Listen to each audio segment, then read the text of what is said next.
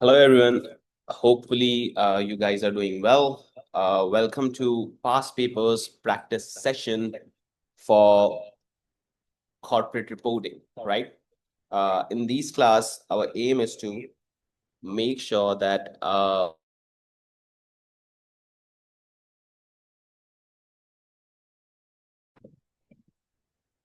Yeah, guys. So in these classes, we are planning to uh, do some of the recent past papers of corporate reporting exam, so that we can do the enough practice, right? You guys know about this particular corporate reporting, as we had a great orientation. The pages are here, and you will be getting the PDFs. The thing is, if you want to pass this paper, you need to do the recent practice. That what exactly is testing currently, right? So as of now, what we have done in LMS that you have got, you would have covered these accounting standards, right? As of now, these accounting standards must have been covered through LMS, right? The classes are there, and the tutor has explained very explicitly about these particular accounting standards, right? And we have done some question practice as well, but that was from the old syllabus, or we can say that kind of there was some questions of ACCA, some questions of ICAEW. So now what we are planning is that since we have done enough practice of this area, now we are planning to do recent past papers, right? And I'm here, your tutor, for solving this area. And then once the exam is available or the advanced information is available, so I'll be doing this with you, right? So we have two things that we should be doing. One is this recent past paper question, and the other one is advanced information. So I'm planning to solve at least five recent questions, right? At least five recent questions with you guys so that you have enough idea.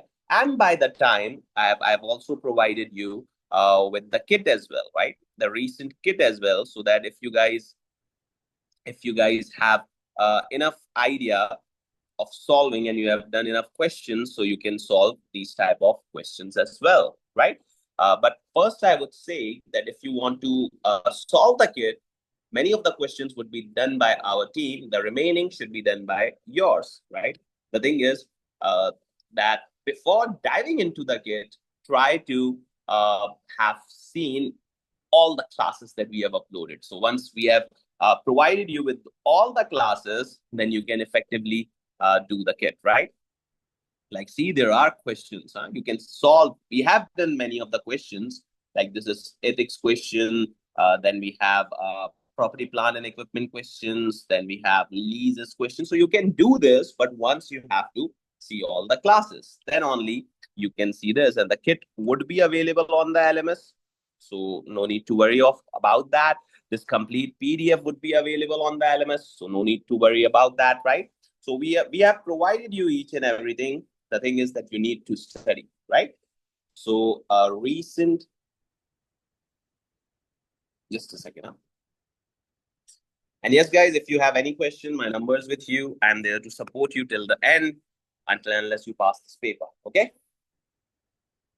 So recent past paper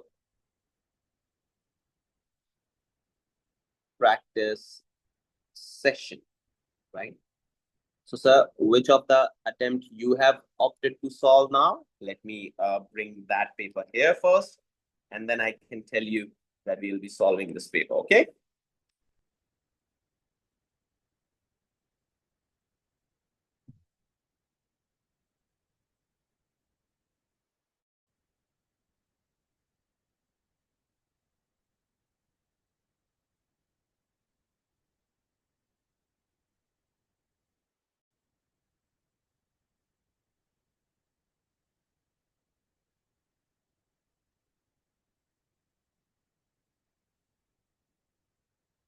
Just a second. Huh?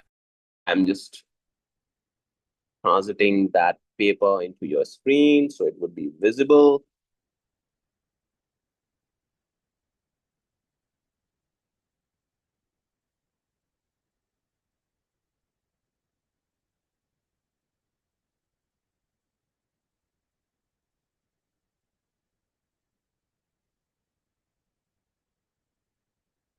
yeah, guys. So what do we have now? We have one of the recent exam of corporate reporting. In this paper, you must be knowing that we have three questions, right? So first question probably is 30 marks, but what the problem they have done is that they haven't given you they haven't given you the first question in this paper, right? So the thing is that we'll be solving second question and third question so that we should be knowing about the recent practice. Now the do is what student do wrong is that they don't focus on the recent papers. They just do classes and uh, they just do the past previous papers and then go into the exam. No, this shouldn't be the case. So our aim for this session would be that at least we should be solving these two questions. And yes, my annotated notes would also be available on the LMS, so you don't need to worry about that as well. Okay, so let's start with question two, guys. You must be knowing that we have 3.5 hours for this question, for this paper, CR, and here we have three questions, and only total marks are given. This is one of the important things that in this exam, in corporate reporting exam, only total marks are being given, not the requirement wise. You'll see this, right? You can read this paper as well with you so that you have this one. So yeah, here it is, right? So let just start with question two, and then we'll try solving this. Let me add some sliders here so that no one gets confused, right? So I add a slider so that I can provide you the complete PDF. Now, the thing is that, right? So it's November 24 CR exam question, right? So we are solving November 24 CR exam question. And here we'll try to do both of the questions today, but if God forbid it isn't possible, so we'll conduct more classes, right? So now, question two, assume the date is 4 November 24, and you should be expecting same, right? The thing is that you should be expecting same for your exam as well, for your exam as well. So why I should be expecting the same? The thing is that the reason is that you should be expecting the same for your exam because it's one of the recent paper, right? Like this is November 25 attempt that we are going to prepare for, and we are solving the question of November 24. So we must be saying that yeah, kind of a similar thing, right? So if we just brief that what I was telling you about this 40 marks thing is that you will be given requirements. You'll be given exhibits here, right? You will be given exhibits, three exhibits, and see, there isn't any sort of requirement here, right? And they have told you about uh, 40 marks. And here what they have said is that respond to the instructions, right? Respond to the instructions from George Kessels, the audit manager. So here, something is given regarding this. Here, something is given regarding uh, your requirement, right? So something is given here, but again, we'll see this exhibit. We can have a look at that. So these are the requirements, but again, see, no marks, right? There isn't any marks. And on and all, you know that this question is for 40 marks. And one more thing is that this might be the question that uses that software as well, right? This might be the question that uses that software. So if that question or if that is using a software, that means that we would have to read the advanced information for this attempt as well, right? Although the advanced information possess 7 to 10 marks, but the thing is that since I am making you prepare for this, so I need to solve each and everything. So the thing was that I was telling you is that see, no marks here. And all in all, you know that this complete requirement is having 40 marks. All in all, you know that this complete requirement is having 40 marks, nothing else, right? So I believe that you must be knowing now that this is a technical paper and you have to take care of it.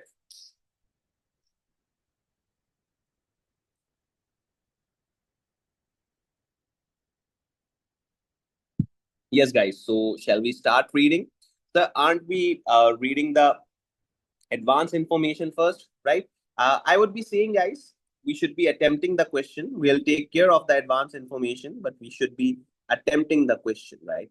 So that we must be knowing that what exactly is testing, and I'll cover the advanced information as well. So don't worry, we'll cover the advanced information, but what I'm going to prove with you is that if someone is not prepared with advanced information, what is going to happen? How much from this 40 marks can be scored, right? If someone is not prepared for that. So don't worry. So guys, just like similar, I'm a tutor of ACCA. I myself is an ACCA member and ACCA and ICAEW member as well. So don't worry, you are in the right hands, right? And you can check on my profile as well. The thing is that what I used to teach in ACCA as well, the SPL paper, it's kind of a similar touch. Although these papers are pretty heavy, but these SPL's paper and these papers are kind of an extraordinary one. So we have to think of it, right? And we have to mark each and every important thing. So you work in the audit department of Foster LLP. Remembering the name of companies is great. We are an auditor now, a firm of ICAEW chartered accountants, right? You are an audit senior. So guys, you are an audit senior, and those who have corporate experience or audit experience, they're gonna be having an edge. If you guys have worked as an audit senior, you would be having an edge, that's for sure, right? On LSK audit for the year ended 31st December 2023, the audit manager, George Castles, gives you the following briefing. You have reviewed the background information, the advanced information. See, I told you. Yeah, when I attempted this paper like a couple of years back, the advanced information was used to be in question one, right? But now what examiner has done, it has shifted that in question two recently. So that means question one of 30 marks is free from advanced information. It's just question two that has advanced information, right? So that means we have to review the advanced information. Yeah, you guys have to review the advanced information as well, without having intention. Okay.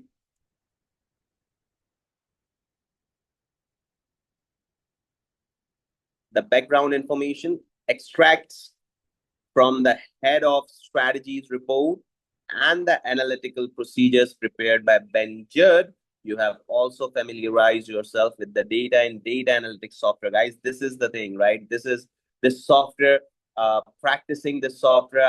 I've made many classes on it. Practicing this software, I have made many classes. What they used to do is if you have done the audit, you must be knowing that while in an audit scenario, you used to go before the year end and ask management 11 months data, right? And once you have covered the year end and those 11 months, you ask for the 12th month if the year has passed, right?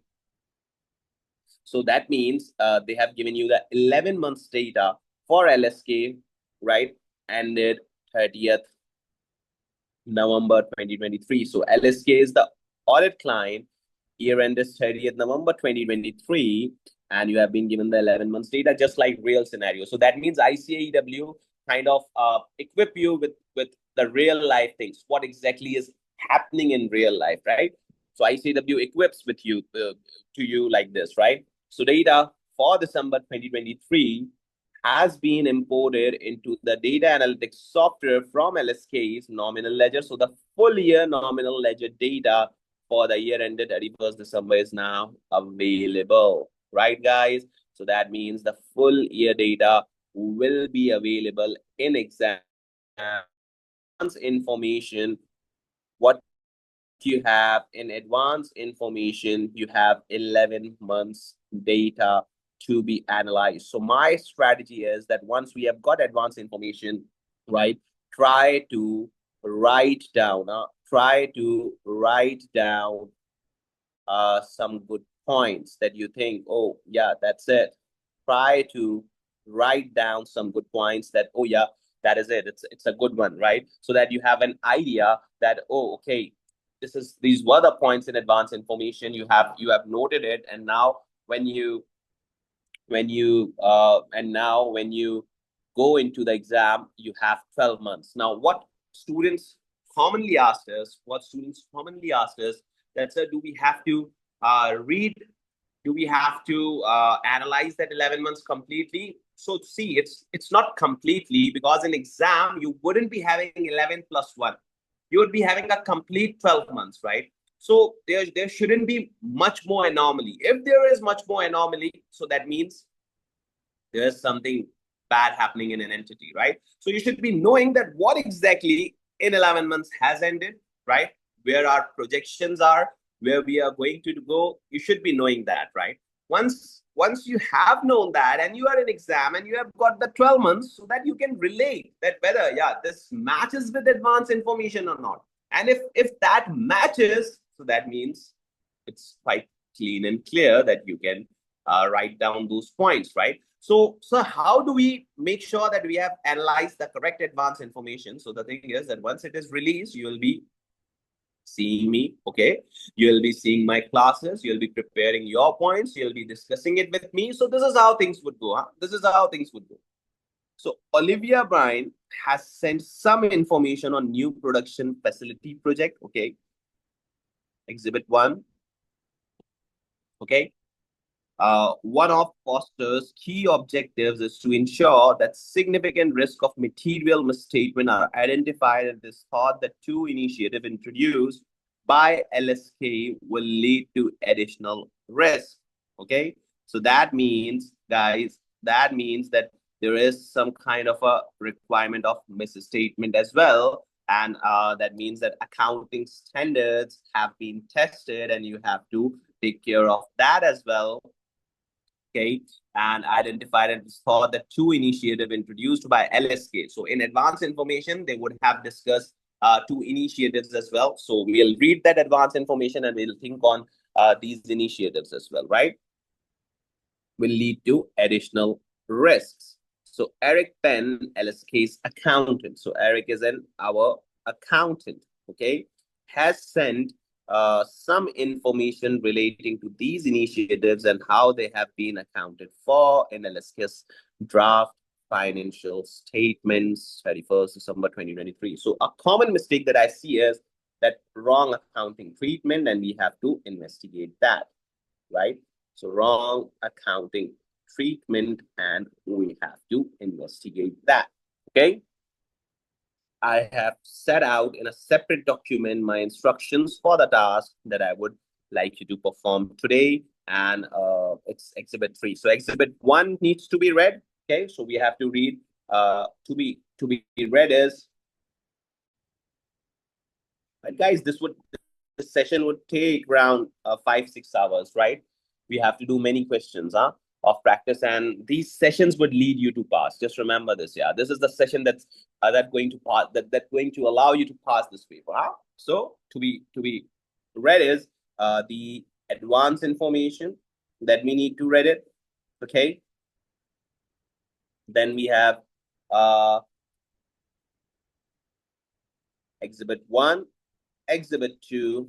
Then we have to see in advanced information, we have 11 months software data, right? And then we have 12 months data, right? And then in Exhibit 3, there are requirements, right? And then in Exhibit 3, there are requirements. So why are you reading it so slow? Because I am explaining you, right? You have to read it fast and try to understand, Try to understand each and everything. So now, Exhibit 1, information. So have we known about the requirement? No, we haven't got the requirement. Well, what I would suggest to you that I would suggest to you to try reading the requirement first, right? Try reading the requirement first. So why would you suggest that? The reason is that if you read out the requirement, you can easily take down or jot down your points, right? So requirements should be read first in the exam that I would suggest. So let's go here. So if we haven't been given the marks, then what exactly we are going to say here, or how many points to be written, right? How many points here to be written? So the rule is that as many points as you get, right? And yes, in my CR exam, I had some amazing tragedy as well. You can see on my YouTube. I would upload that video as well. Do check my YouTube, the CR tragedy. My name is Abdul Basit. You will see that in one of the exam that it was really hilarious activities being going on because I attempted that exam remote. So you should be seeing that for motivation. Huh? So well, Exhibit 3, instructions from George Castles, Foster's audit manager. I would like you to do the following tasks, okay? Set out and explain the financial reporting adjustments. Guys, I believe that at this level, this requirement seems to be an easy one. Huh? The level that you are, this requirement should be seeing easy one. If you are not seeing this requirement as an easy one, so that means it's going to be a problem, right? Because at the endest level of ICAEW, the reporting adjustments should be easy. If you have done the standards, good. If haven't, have you done the standards in a right manner? Go on to the LMS and try reading the standards again or take the classes again, right? Required in respect of the information provided by Olivia Byrne include journals using relevant account codes. So these are GLs. Here the corporate experience would prevail. Those who have worked in GLs, general ledgers, they know the working, so they would be running that software much more smoothly, right? So in respect of the information provided by Olivia Byrne, include journals using relevant account codes from the data analytics software, right? So here we would be learning, guys, we would be learning to use the software as well in these classes. Yeah, at the now, if you see this complete paper of mine, you guys would be eligible to attempt this paper, right? If you have done enough practice, then you guys would be eligible to attempt and pass out this paper, right? So I'll try to accompany many classes here so that you guys have enough idea that how we're gonna be doing it. Okay. So for each of the two initiatives, there are certain initiatives. Okay, so this is going to be a reporting adjustments. Let's see our favorite standards comes or not, right? For each of the two initiatives, set out and explain the correct financial reporting treatment, include any additional information you require, and where possible, provide correcting journals. Correcting journals means correcting entry, right? I used to say it a correcting entry, relevant account codes from data analytics software. So they have given you some initiatives. We don't know about anything since we haven't read about advanced information. So we'll be reading it as well. Set out and explain the correct financial reporting treatment. Again, a financial reporting treatment. Oh my God, the examiner seems to be very happy with us, including the advanced information you require. The thing is that, sir, in this requirement and in this requirement, how much to write? The thing is that as many points as you get, there is no limit, right? If the data allows you write 12 points here, but 19 points here, so then you have to write it. Sir, but if we just got 3 points, no worry, write 3 points and go on to the next requirement. It's what it is, right? This is what it is. You have to do it, guys. Otherwise, this paper wouldn't be able to be completed.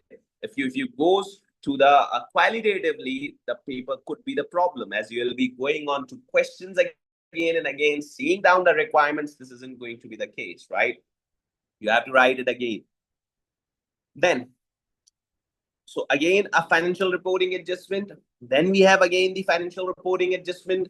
Then Ben's analysis of revenue and cost of material, right? And your journals from two. So Ben has done some analysis. We have to update it. and cost of materials, right, and your journals to include the results of LSK for the full year. So again, we need to read exhibit to get an idea, because honestly, while reading this requirement, I don't get any idea, right? Using your analysis in 3A and any relevant additional preliminary analytical procedures, identify and explain the significant risk of material misstatement for revenue and related accounting balance. So this requirement, I would say this is a connected requirement. Huh? I would say that this is a connected requirement. So why? The thing is that in your analysis in 3A and relevant additional preliminary analytical procedures, what we have to do, we have to explain a risk of material misstatement. So that means some accounting errors, if there are, or risk of accounting errors. Huh? Here we were sure to suggest the reporting adjustments, but here we are going to comment on risk, that the risk that we found out, or we believe that there are, right, for revenue and related account balances to include audit risk arising from the two initiatives to identify trends and relationships. So, sir, while reading this, we are pretty sure now that accounting software is going to be a really good one, right? While reading this, we are pretty sure now that accounting software and grip on that software and think of these would be very, very much required. So yeah, these are required, and then you should be really happy to do these things, right? So there are 4 requirements, guys. One is financial reporting adjustments. Other one is the correct treatment that you have to suggest. Third one is that someone has done analysis before, and you have to comment on its analysis, that whether it's right or wrong. And the fourth one is some risk and risk of material misstatements, right? Risk and risk of material misstatements, right? So I believe that you got the idea of reading the requirement first. So now you can read at least both of the exhibits, because in exam you would have read the advanced information first, right? In exam you would have read the advanced information first. So let's have a look here. Information on the new production facility project. I believe this should be IES 16. I'm not sure. I haven't read it. I'm reading this first time with you. But what I see is that IES 16 would play a major role here, okay? Olivia Vine. So on 1 January 2023, LSK began a project to make more efficient use of energy and water in production, okay? So now see, we are familiarizing it with the companies.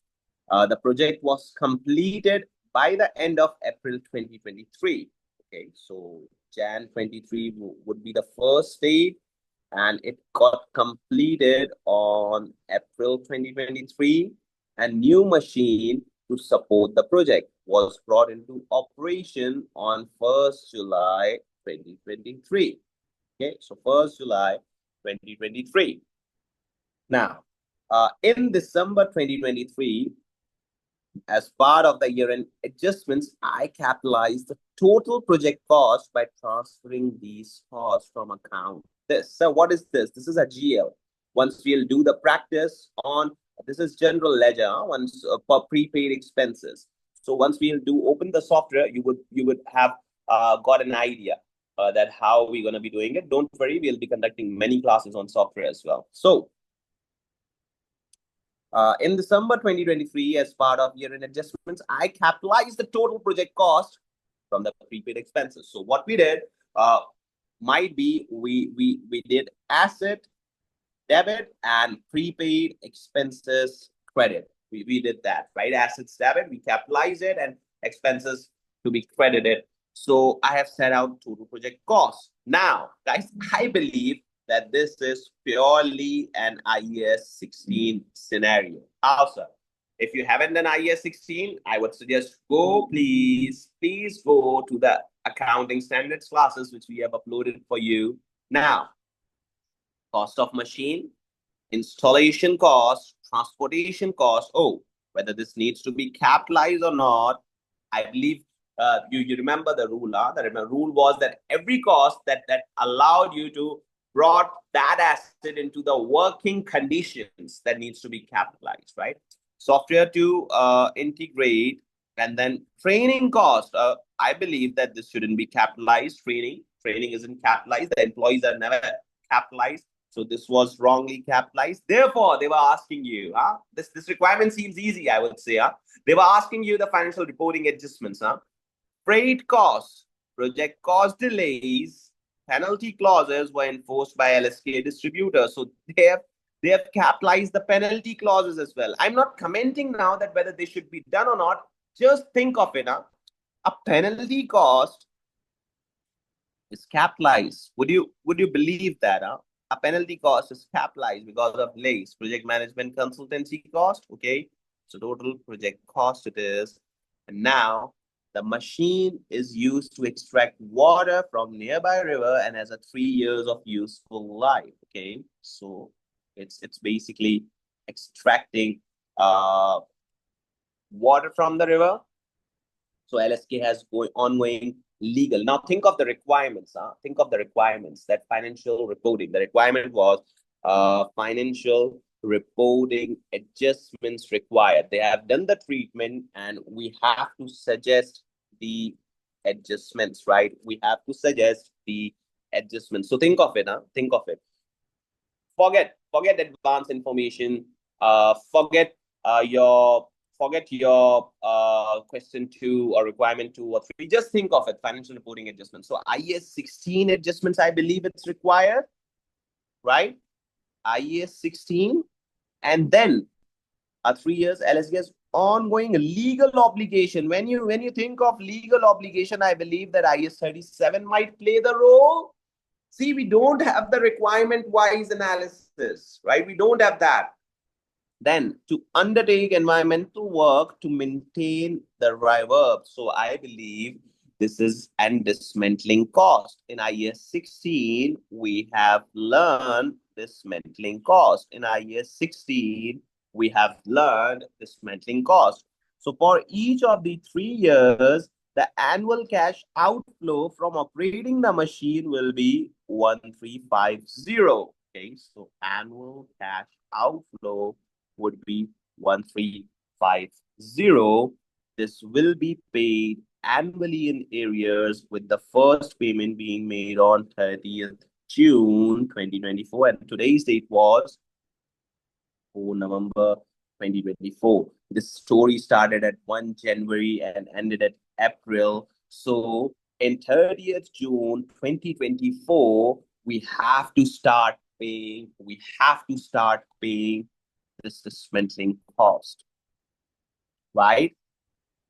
20% of annual cash outflow relates to environmental work, and LSK is obliged to undertake 80% relates to the cost of extracting water and operating the machine. So I've made the provision for the first year environmental cost in this head, and annual discount rate is 6% by LSK. So I would be saying happy DEPI requirement. Why, sir? Why you should be saying a happy DEPI requirement? Because it's simple that there are some wrong capitalization, right? Then there's a specific area of dismantling cost, right? This is a technical area, dismantling cost, and these both requires financial reporting treatment. So those who have done IAS 16 in a good manner, they could comment on it, huh?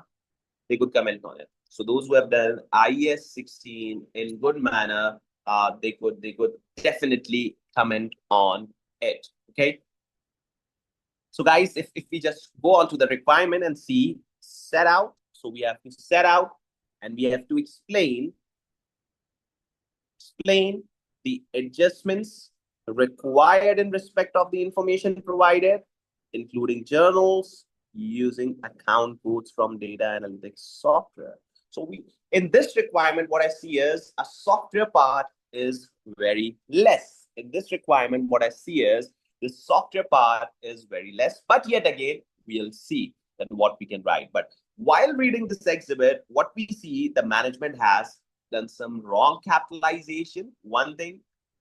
Similarly, there should be a dismantling cost that management has to bear once they are going after 3 years. So they have kind of capitalize it because it's a future cost. So we need to get it in the present, right? It's a future cost. So we need to get it in the present. So that working needs to be checked and that needs to be corrected as well. And these are the two accounting treatments that we see the management needs to be done. Anything else you guys wanted to add, please let me know. Okay. Else, we shouldn't be reading Exhibit 2 first. At least we have got brief idea. So we should be seeing the software, the advanced information and the thing, and then just try to attempt this paper. So anything you guys wanted to add? Sir, the common question that I've got, common questions, that's would you be helping us to learn software, right? To learn software of CR. So yeah, I'll be teaching you how to analyze that. And then, sir, how to attempt CR, like the examination software. So I'll be solving some papers, right? Examination software. So I'll be solving some papers of these examination software on this ICAEW's examination software. So you guys have enough idea that okay, how to do it. So we'll be doing it. But this is the first question, so I'm trying to solve it in paper with you, right? And the third is that reading the requirement is essential, right? Keeping, or I'll be saying reading, I'll be saying keeping requirement in mind is essential, is essential, that you should be keeping that in mind before, keeping that in mind before while reading the exhibit. We haven't done exhibit 2 yet. We haven't done that, but we have got enough points. So I can say that we have just read the question. We have an idea that what exactly is going to be done in this exhibit. Okay. So any questions if you guys have, please ask, else we'll move on to the next exhibits, requirements, and we'll try to attempt this paper as early as possible. So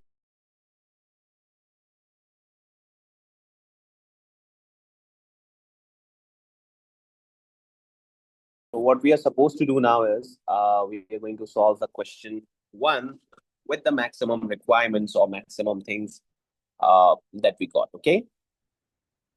I hope that you have read or taken the previous part in which we have solved first particular or read first particular requirement. Now the thing is that we have to try to attempt this paper as we have got some of the requirements, right? So we knew exactly that what we should be writing. So let's try it our best, right? We don't know about the marks. This is what the problem is, So let me add things here. Let me add a paper. We haven't read advanced information. We haven't read, as of now, we haven't read advanced information. We haven't read anything, right? And we are trying to solve November 24 CR question 2. Okay, so we are trying to solve it, and we are going to solve question 2 part 1, right?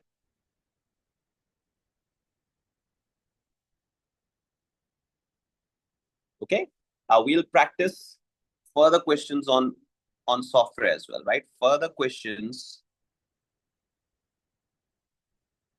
of CR would be solved on ICAEW's software as well, right? So don't worry, don't worry, you'll be practicing on software as well. So yes, guys, if you want, I can just copy paste the requirement here as well, so that you have enough idea that what we need to do. So just taking a screenshot just for your help, right?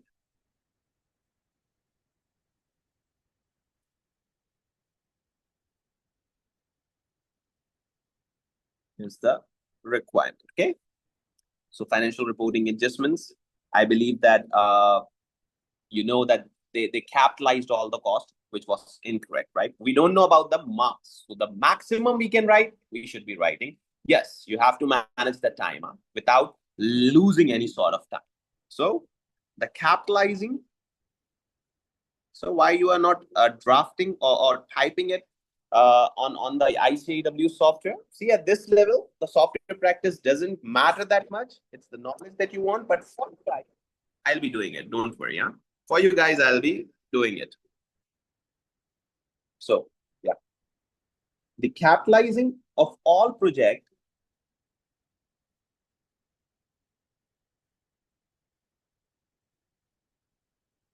cost is incorrect. We won't be saying might be incorrect. We are pretty sure on this that it's incorrect, right? Olivia has transferred all prepaid expenses cost to assets, right? Account, right? And in which account if they have transferred? So it would be great if we could write that. Huh? So prepaid expenses is this account, okay, 1210. So it's going to be great if you can write these sort of accounts. So it's going to be helping you a lot, right? And any asset account that have been transferred, if we can see here, so it isn't, right? Okay, so if it's not given, so no problem.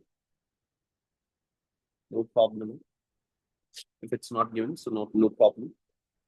Okay.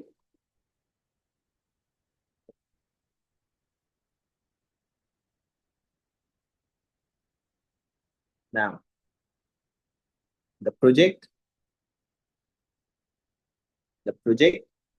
cost related to installation of machine, right? Installation of machine was brought into use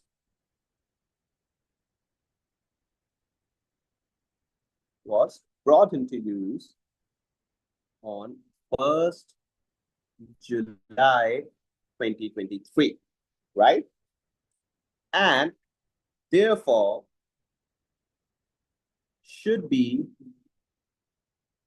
included in property, plant, and equipment, right? So that was capitalized, so it should be included on 1st July 2023, right?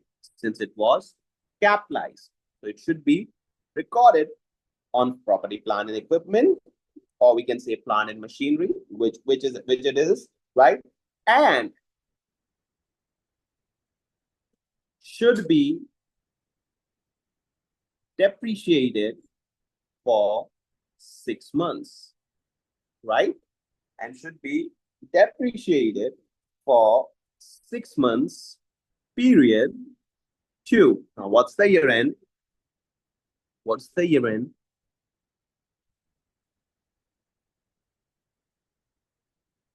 So it's 31st December, right? And if the machine is ready till 1st July, right, and it was in operation, so it should be depreciated as well. And once we'll analyze the advance information, we'll get an idea that this wasn't depreciated at all, right? Once you'll analyze the advance information, we'll get an idea that this isn't depreciated at all. So we say that period 2, 31st December 2023. So first comment that you made was of this capitalization, right? Now comment each and everything that whether this should be done or not, right? Just like cost of machine. Okay. So if we see cost of machine, So it's 556,800. Okay, it's good. Sir, whether this needs to be capitalized or not. So yeah, this needs to be capitalized. This is correctly capitalized, right? Why? Why? As this is the cost of purchase of machine, right? But once you'll see the advanced information, right? Once you'll see the advanced information, this cost is included in work in progress account, right? This cost is included work in progress account 14020. We'll see that software. So that means you need to write it. This cost should be transferred, right? This cost should be transferred in machinery GL. So, sir, do we need to do check these as well? Yeah. Once we'll analyze the advanced information before the exam, we need to see it. We definitely need to see it, right? We definitely need to see it. Then, what's the second cost? Installation cost, right? It's 99,502. So yeah, this also needs to be capitalized for sure, but this should be part of this cost, right? As this cost allowed it to come into the workable condition, right? So cost of machine, then we have installation cost. Yeah, this is how you need to attempt your paper, right? This is how you need to attempt your paper. So it's 99,502. Now what's that? 99,502. So as this is the part of bringing asset into workable condition, right? Since this cost allow our asset to do in workable condition, right? It's correctly capitalized,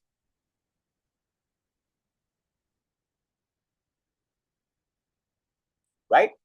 So it is definitely correctly capitalized, but should be included again. Included in machinery GL. So how do you know that this isn't in machinery GL? We'll open the software and we'll see. Don't worry, okay? Then, any other cost that you believe wish to capitalize? So transportation, deliver new machine to LSK. Yes, this also needs to be capitalized.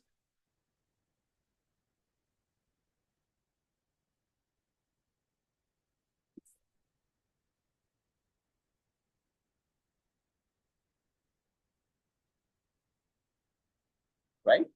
Transportation cost, 163,502. Now, what is it? So again, I'll copy paste this since I have the technology. So I'll just copy it and I'll just paste it. Right? So this is part of bringing asset into workable condition. It's correctly capitalized, right? But again, it should be in the right. Right? GL. Now, software to integrate the machine. Now, here comes the right answer, right? It should be capitalized, but the correct accounting treatment. Anyone? Yes, this should be my separate asset, right? 256,000. I'll copy paste this exactly again.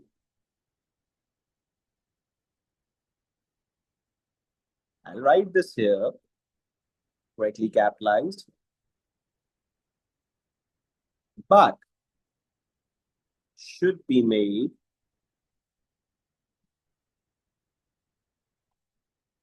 separately in intangible assets. right? It should be made separately in intangible assets. Now comes the dispute, that's training cost. It's wrongly capitalized. So we should be writing it.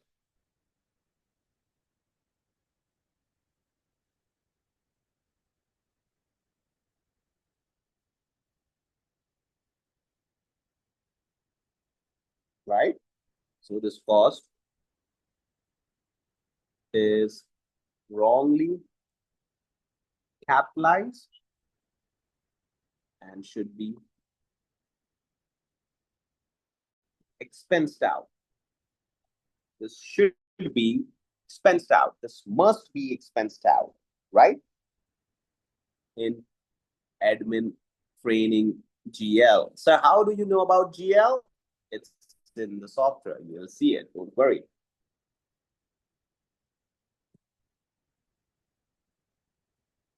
Now, additional outward freight, the project caused delays in production and penalty clauses were enforced by LSK. So these are the penalties, right?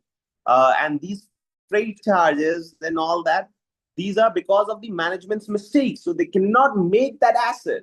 You are just hindering your P&L, right? So freight is 200,000, right? This cost should be expensed, right, into freight account as it has no relation on bringing asset into workable condition, right? This hasn't any relation to bring that asset into workable condition, right?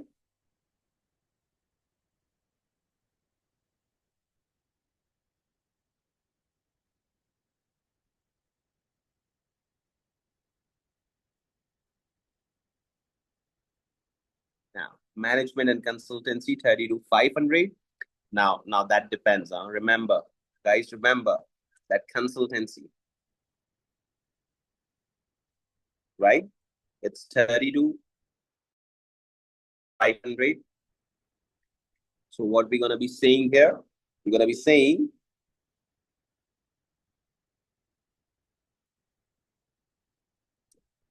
if this cost was for managing implementation, right?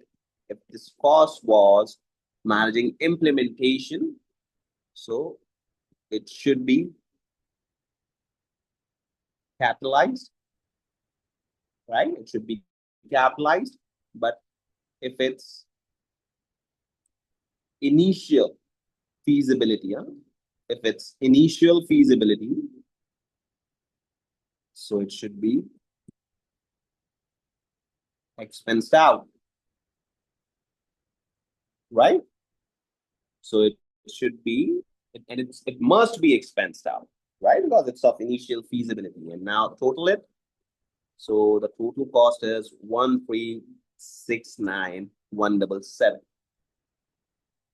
right? So 1,369,177. So this is my total cost now. This is my total cost. Now, adjusting entry. This is something very important now. Adjusting entry.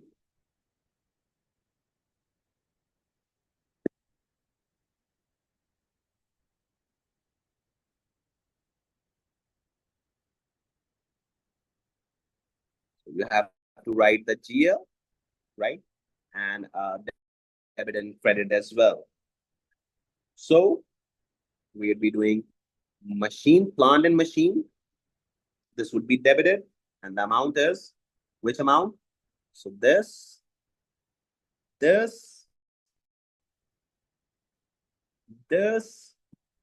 and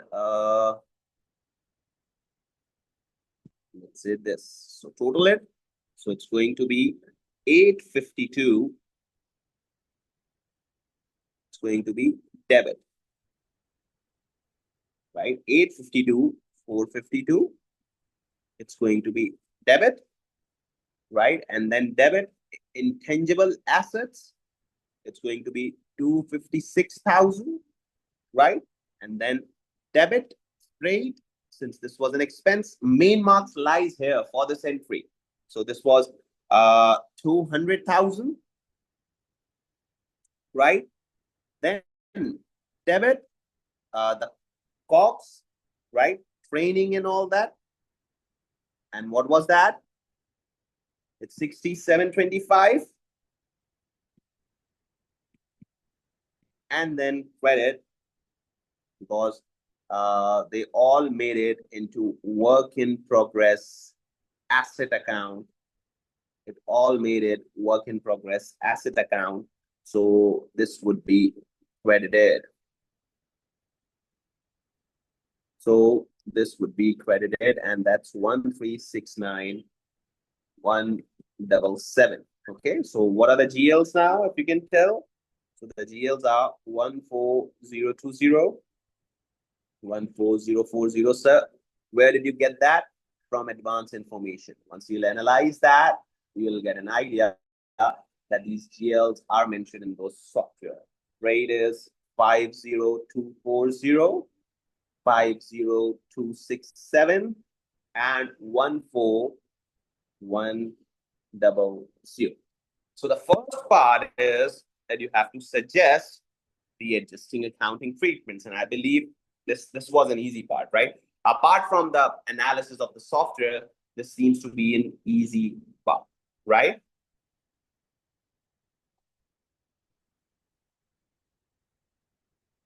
Anything you guys wanted to add, please tell me. Else we'll move on to environmental issue of this question. Anything that isn't clear, please tell me. Else we'll move on to the environmental issue.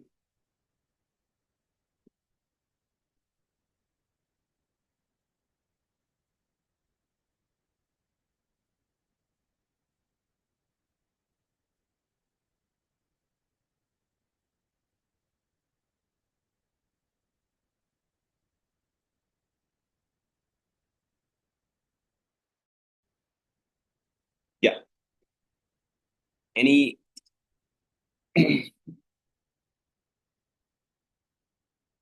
no questions? This was an easy. So yeah. So we have to work on this requirement. I've made a first year's provision in this account. We have to look for this account and how much the provision is, and then we have to cross check that whether she has done the right or not. Olivia, right? Olivia has done this accounting treatment, so we have to check it right now. See, once you'll see the advanced information and the software, you'll open the software as well. They have recorded the transaction, right? It has recorded the transaction and the ID is there as well, but it has recorded with 1350 amount, which is wrong. So how can you say that this is wrong? Let me explain. See, the transaction to record the provision is ID. Now I'm writing the ID, right? You will see in the accounting software. So it's 22526, okay, for British pounds 1350K, right? Posted by Olivia, okay, on 5/1/24, right? With date being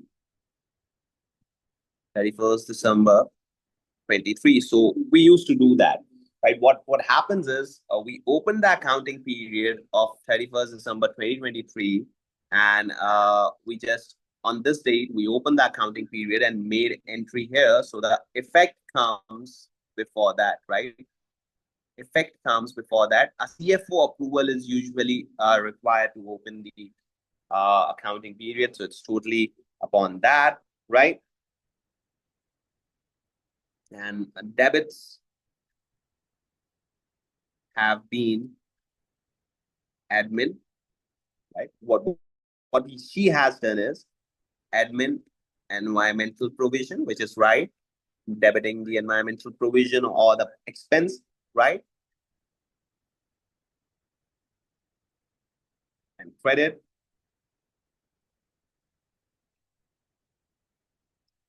being the liability, right? So credit being the liability, okay?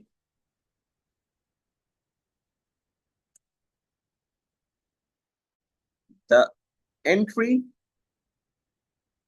seems to be correct, but the amount needs to be checked, right? So the entry that she has done seems fine, okay? So it's P&L impact and credit being the liability, so it's balance sheet impact, so it's fine. But the amount that she has made, right, it's wrong. 1350 was the final outflow, guys. You should be remembering that, huh? Olivia has accrued wrong amount, okay, as only 20% should be recognized, right? As only 20% should be recognized as a provision. So why? Can you explain? So yeah, I can be explained, right? And then provision should be discounted, right? And then provision should be discounted at discount rate. It should be discounted as well. It should be discounted as well. So for example, let me show you 30th June 24, 25, 26. So it's going to be this, which is 1350000, 1350000, 1350000, then 20%. Why, sir? Read here, please. 20% of the annual cash outflow relates to the environmental work. So we shouldn't be capitalizing this amount, or we shouldn't be making a provision of this amount. We should be making a provision of 20% to that, right? Which is 270,000, 270,000, and then 270,000 as well.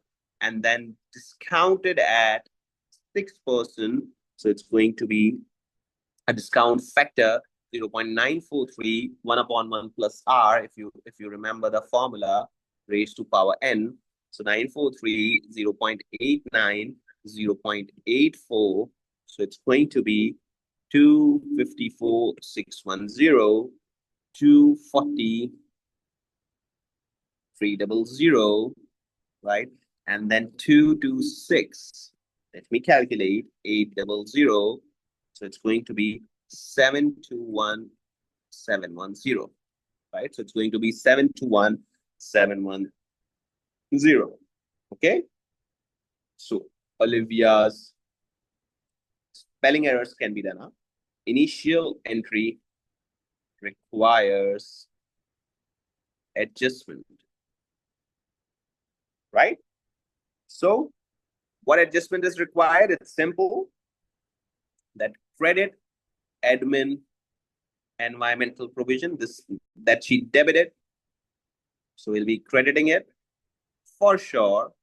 That's 1350000, right? And then we'll be debiting two things. One is machinery, the asset that she have credited, and environmental provision that should be credited, and environmental provision that should be credited. So 1350 environmental provision is sorry, this needs to be my asset, right?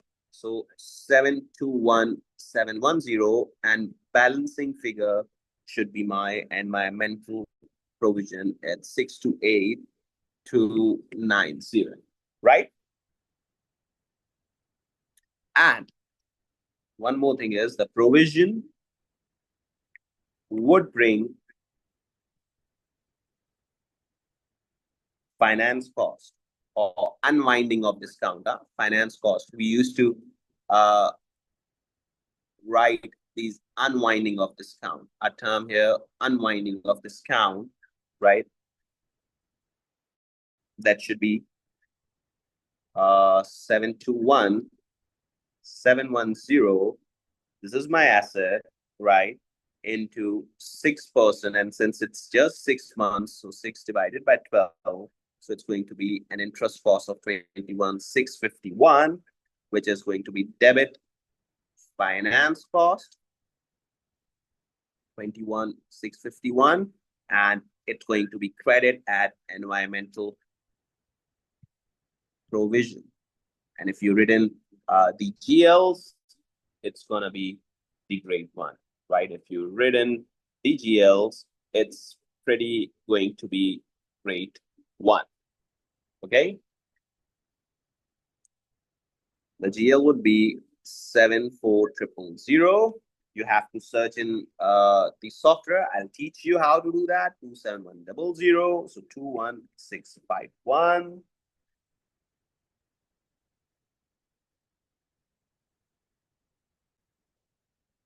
Right, guys? Now, depreciation. Yes, since there would be the assets that you have made, it's in the both of the requirements requires depreciation as well, right? So let's do this. The first asset was how much?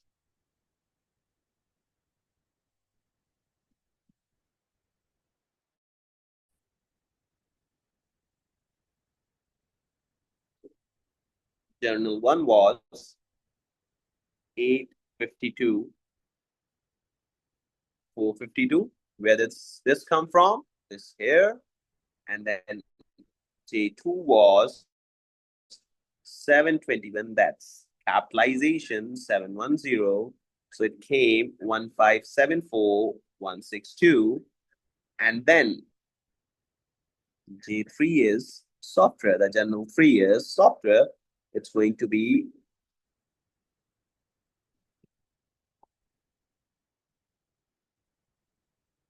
256,000. So guys, let's do this. 1574162 divided by 3, right, into 6 upon 12. It's number of years, and this is months.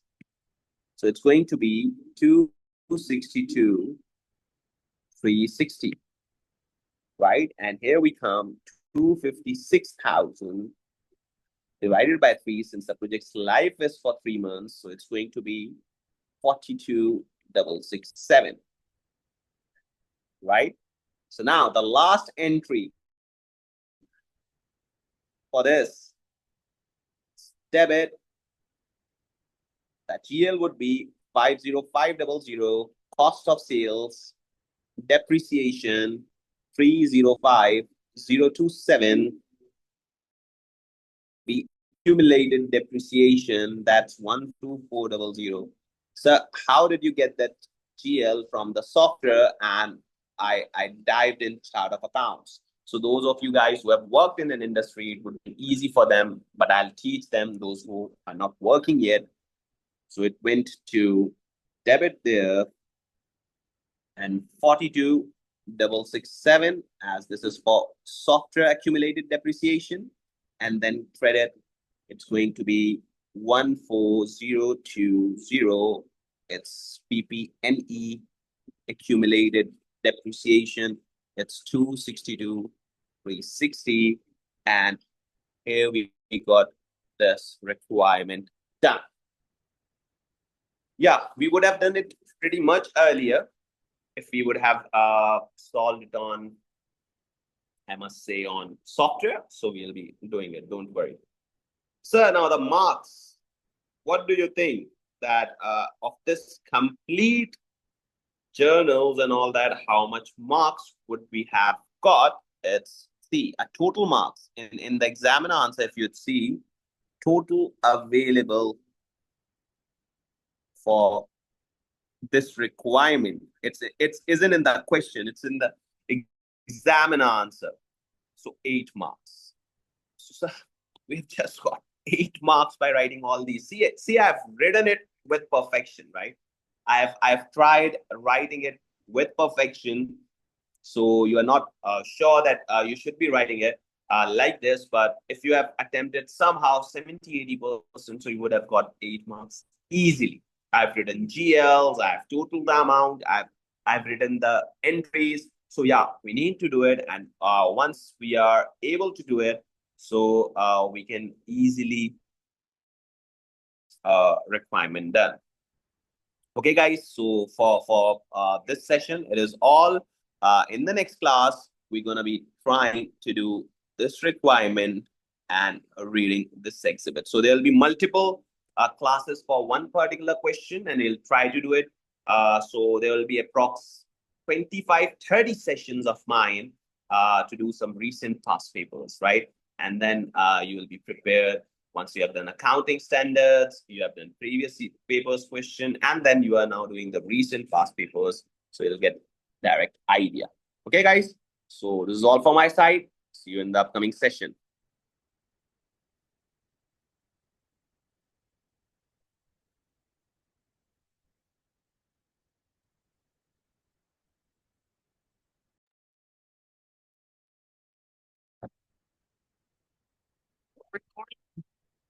Yeah, guys. Hope that you guys are doing well. Uh, just to inform you that I have also imported uh, November 24 advanced information, as well as some of the students were asking that's from where we can access the software and the GLs that you were talking about. So it's basically an advanced information. So we have 11 months data, and this is the software link. You guys can download this particular PDF from the LMS that I have attached in, right? And we have to read it before exam. It's 3 to 4 weeks that we get this advanced information. So yeah, for your attempt, I'll conduct classes as well, and I'll conduct mock on that advanced information as well. Okay. So you guys must have read this or seen have classes still. One thing that I wanted to highlight is that I was writing GL, right? So see, they have given me the GL. Huh? This is the GL numbers, right? And then this and this. And then we have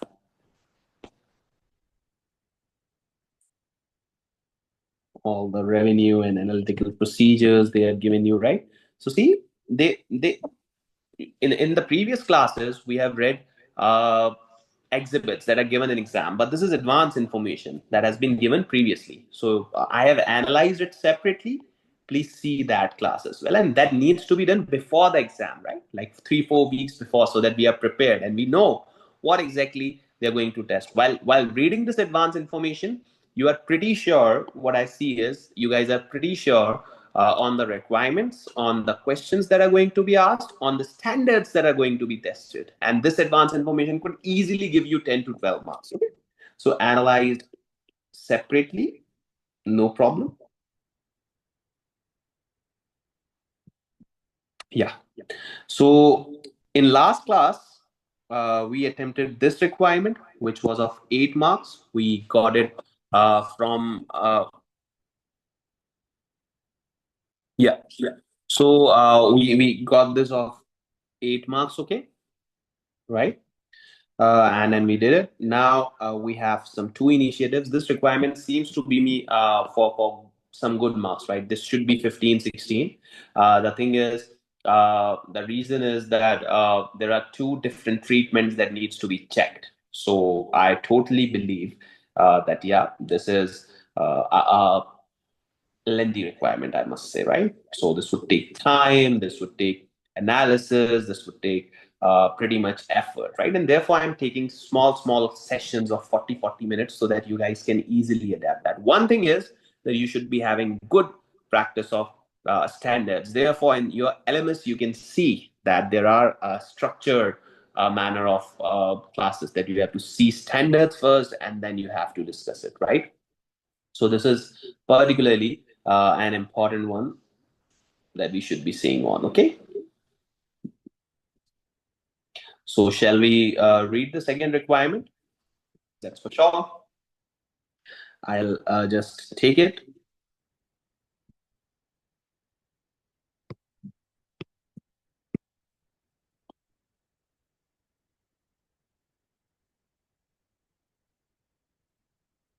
Then I'll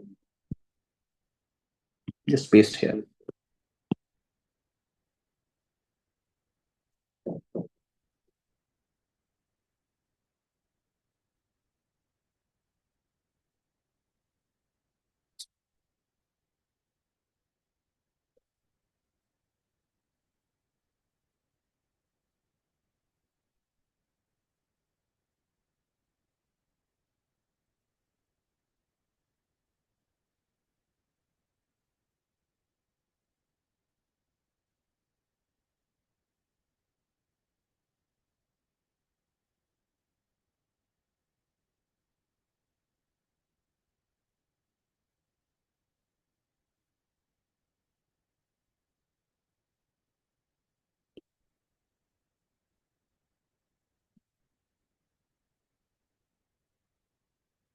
Yes, guys. So for each of the two initiatives, we need to read that, set out and explain the correct financial reporting treatment, include any additional information you require, and where possible, provide correcting journals. That means you have to tell about the correcting entries as well. Okay.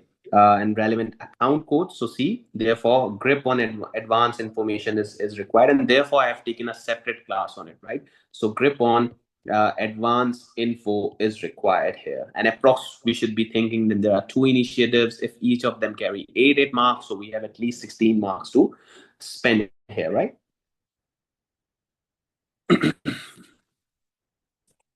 So now let's see exhibit 2 and see what this is. And as far as now we haven't read, I assume that you have either taken the advanced information class or let's say have skipped it. So how we can relate to that? Huh? So exhibit 2, information relating to LSK's two initiatives prepared by Eric Penn. Okay, so two initiatives prepared by Eric Penn in January. So there are two initiatives, and we have to comment on both of its treatments. So I'll just read this one, and I'll talk about the treatment. Huh? I'll just read this one, and then I'll talk about the treatment. So in January 2023, LSK introduced a discount for customers buying product A in large batches instead of small batches. Okay. So what happens is that in January 2023, and see the important dates I used to highlight because I know that I have to refer those in the exams. LSK introduced a discount for customers buying product A. Large batches instead of smaller batches, the discount can be up to 20% of the value of each order received. So we didn't bought large batches, we bought small batches and we got the discount. To take the advantage of the discount, an unexpectedly high proportion of customers placed large orders, right? So we said to the customers that if you'll buy product A, okay, in large batches instead of small batches, you'll be getting 20% discount. Now when I see there's a comment on revenue generation, there's a comment on discount, so my sixth sense says that there could be a question on IFRS 15 revenue. This could be a question. I'm not sure, right? I'm not sure. And there could be multiple standards or multiple areas to be tested in of one particular standard. So there could be anything that we have to think of. So which LSK was unable to fulfill in its normal production schedule, and the installation of new machine caused further production delays. So this is why they got order of the installation, and they were talking about the previous exhibit that we faced delays and all the problems and penalties and blah blah blah. So, and software integration continued to cause intermittent production disruption during 2023. These issues were resolved by the year end. To take advantage of discount offer, ZA, a customer placed a large order in Feb 2023. LSK was unable to dispatch these goods to ZA until September 2023. So, customer was delayed pretty much, right? So customer was delayed pretty much, and that's not the good thing. Now ZA complained that because of the unusually long delay in the supply of the goods by LSK, it was not able to complete large construction contract and suffered financial loss and cash flow problems. As a result, ZA had paid only 20% of the after discount sales. Now, this is something very tricky, that Zere has paid only 20% of the after discount sales amount recognized in Fab 2023. So on 31st December 2023, LSK agreed ZA that ZA would pay the outstanding balance. On this date, LSK agreed not to charge its normal 6% interest rate for late payment, which would have been charged on this. I transferred the outstanding ZA receivable balance to other receivables, and I believe they have just manipulated this transaction, right? They recognize the revenue, the customer is not paying the revenue, and ultimately, what the guys are doing, they are asking or begging to pay, and the customer would pay in 2 years.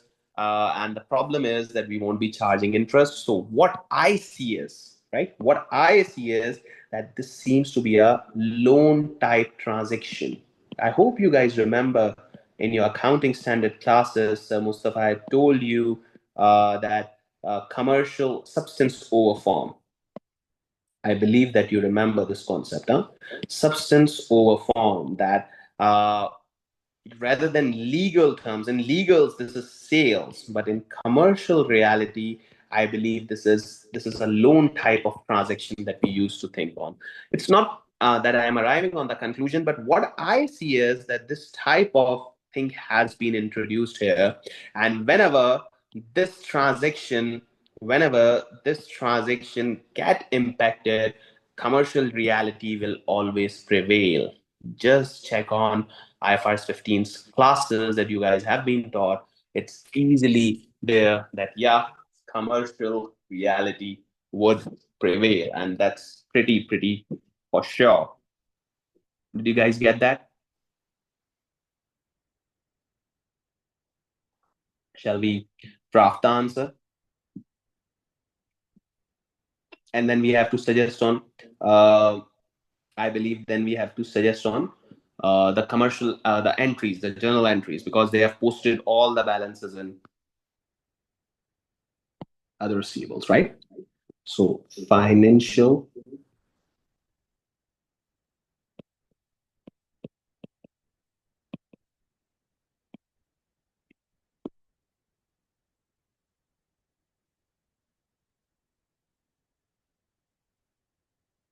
first thing is discount. That discounts given to customers shall be recognized as reduction in revenue, right? To comply with IFRS 15,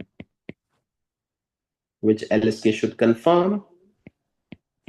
And since we are auditors, so we'll ask client to confirm, right? Okay, should confirm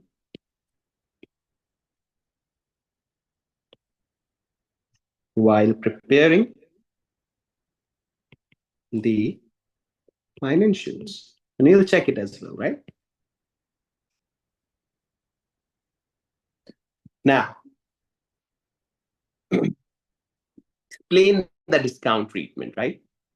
Try to explain the discount treatment. Uh,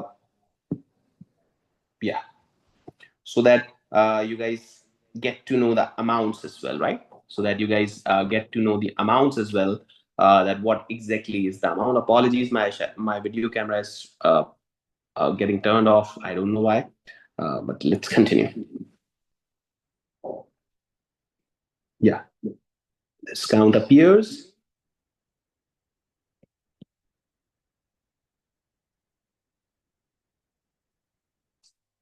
To be effective, right? As some customers placed large orders. See, this is a basic English, right? Instead of small batches.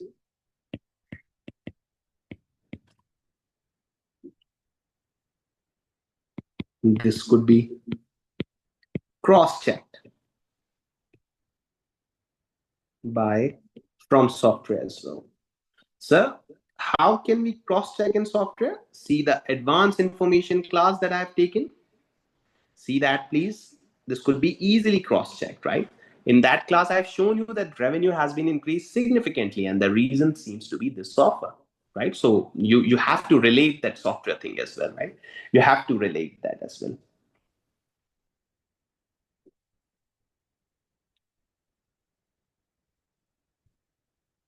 Any questions, guys, here? Now, can you confirm on the numbers of discount? That could be some good thing. So they haven't given any number of discount here, right?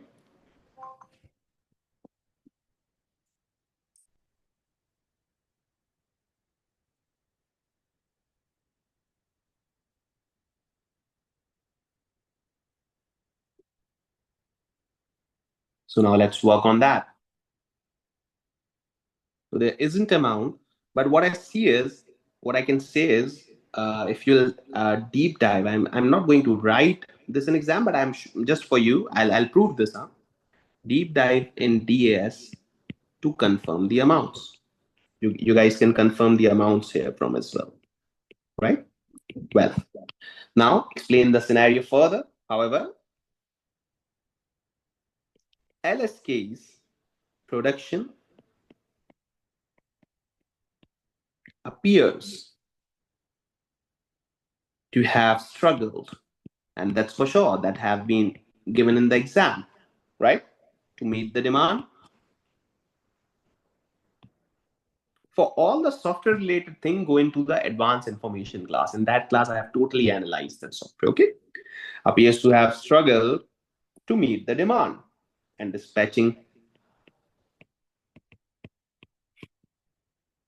orders was delayed, right? So dispatching order was delayed. Although the issues were resolved at year end, right? This was resolved at year end. The issues caused a problem.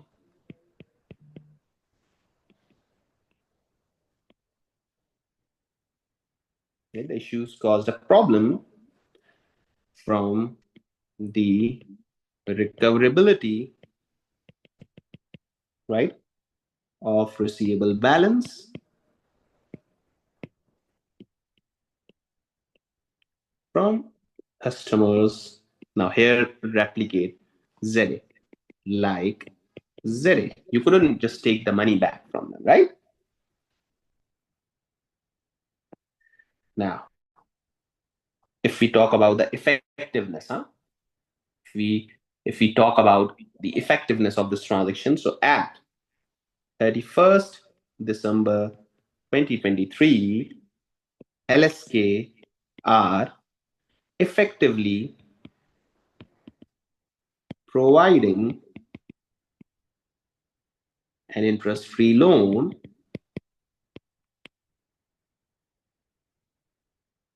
to ZA. And you can replicate the substance over form concept here as well. So your writing is pathetic. Thank you. I know this. Right? Now, here, since you know about the accounting standard, please state the rule. So Mustafa must have taught you about stating the rule, right? So IFRS 15 refers to this as financing component. This is a financing component. This seems to be the loan that we have given to them at interest free. So why we are treating this as sales and overstating our P&L? Did you guys get that? Please rewind the recording if not, because the benefit of the recording is that I am in your control. You guys can control me for teaching only, okay? So IFRS 15 refers to this as a financing component when a contract contains a significant financing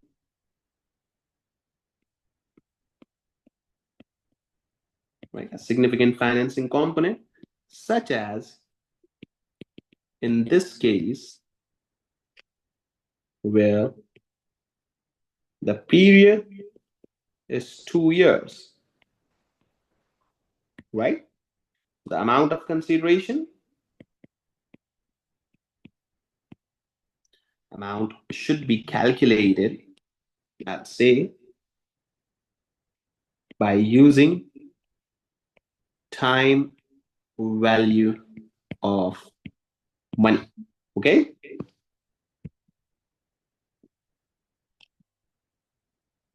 There are two components to be calculated. What's that?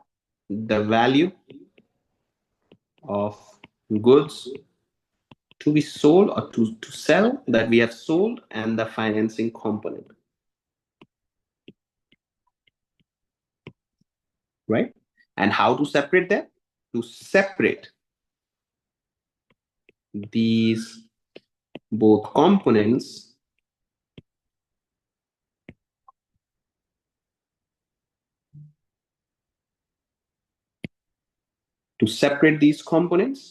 the future receipts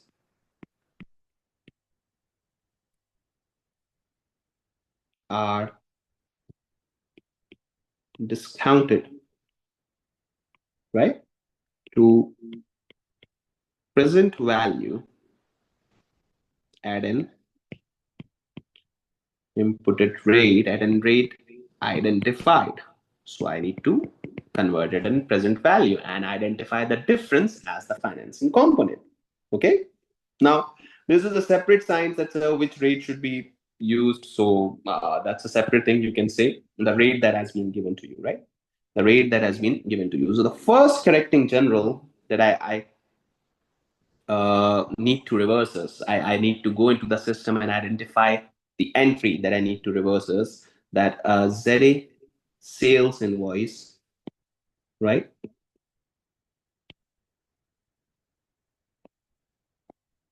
So it's going to be revenue, sorry, receivable being debited, right? Debit and credited being revenue. Product A, you can see the GL numbers from advanced information. So it's 7960938 and it's 7960938, right? And the further invoices, debit discounts, that is 20% discount that we used to give them, right? 500 and credit, it's receivable right? This is revenue, huh? So it's 2547 500. Sorry.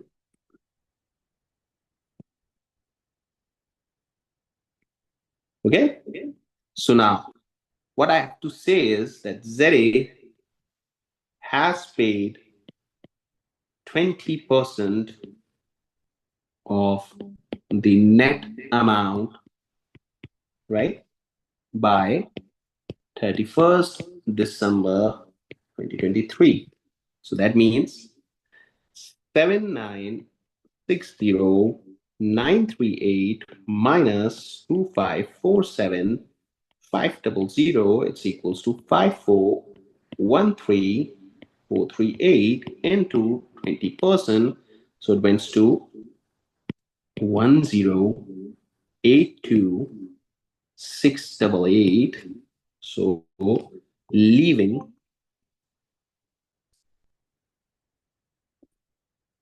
a balance. Now think of the balance, please. It's going to be 4330, right? 750 at 31st December 2023. Okay?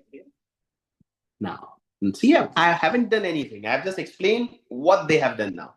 And if I would have typed, I would have typed this easily.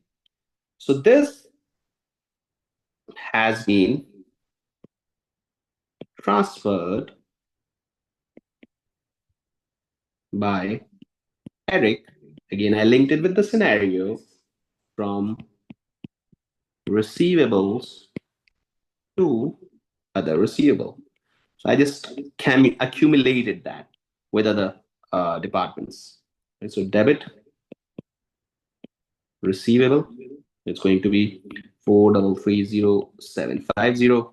Credit, debit, the receivable and credit is receivable. So I accumulated that, right? So that shouldn't be highlighted, because when there's a separate receivable, the director could ask. But if this is an other receivable, the things are fine line, right?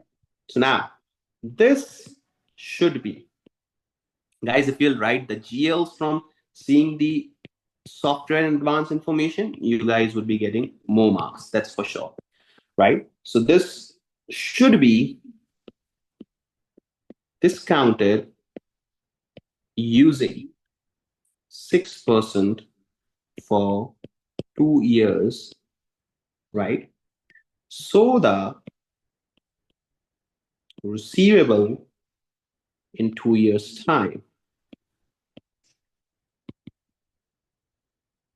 is, so it's 4330750 into 1 upon 1 plus 6% raised to power 2, 1 upon 1 plus r raised to power n, and you know that, right?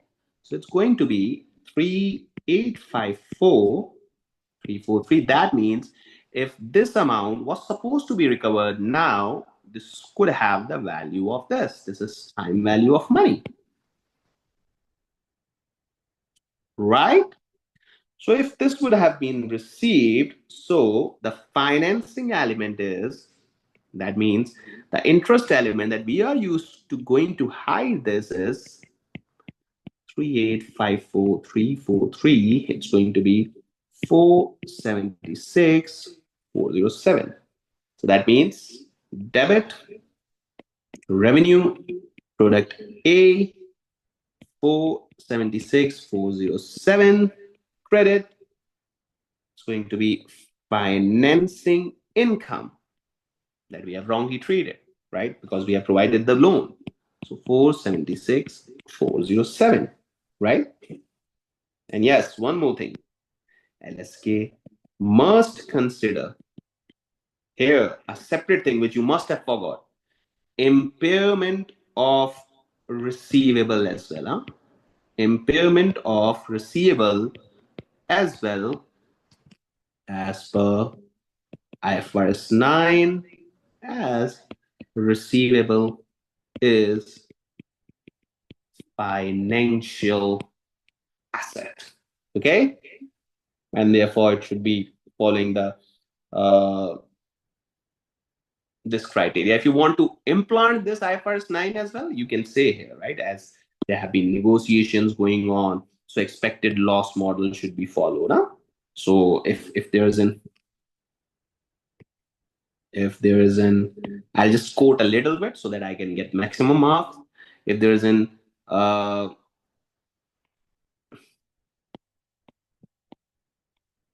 significant risk in recoverability of ZA balance, so as per ECL model, expected credit loss going to IFRS 9 and C classes, it should be impaired, right?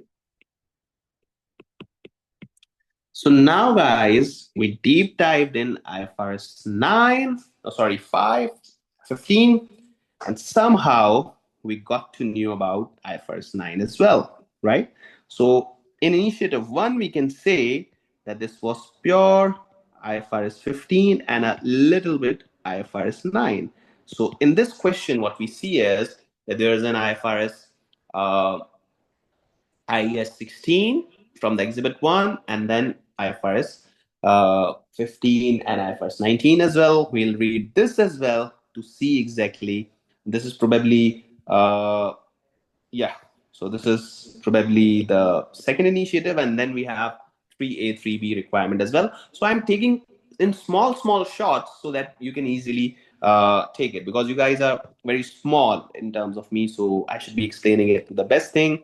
One more thing that I want to highlight is that this advanced information, please see this advanced information class as well, so that you can exactly know that how you can exactly know that how well you are aware with the software and how well you are aware with the GRIS. And if you haven't seen this advanced information class, no problem. See particularly the corporate reporting classes of this paper before, and then go into the advanced information and see how this particular class could help you in drafting in the question, and how this effective use of advanced information could take you to better, particularly analysis of those extra 8-10 marks that you require. Here you can learn the software from this in its class that I've guided. You'll take on points and you'll see that yes, IFRS 15 and IES 16 was already predicted by me in this particular paper. So you can obviously see this and learn the software as well. Okay. So taking a short break, you can see this class as well. Otherwise, we will move on to the next requirement. So there will be 2-3 more sessions for this particular question, and then we can move on to the other one, right? So thank you guys. See you all in the next session.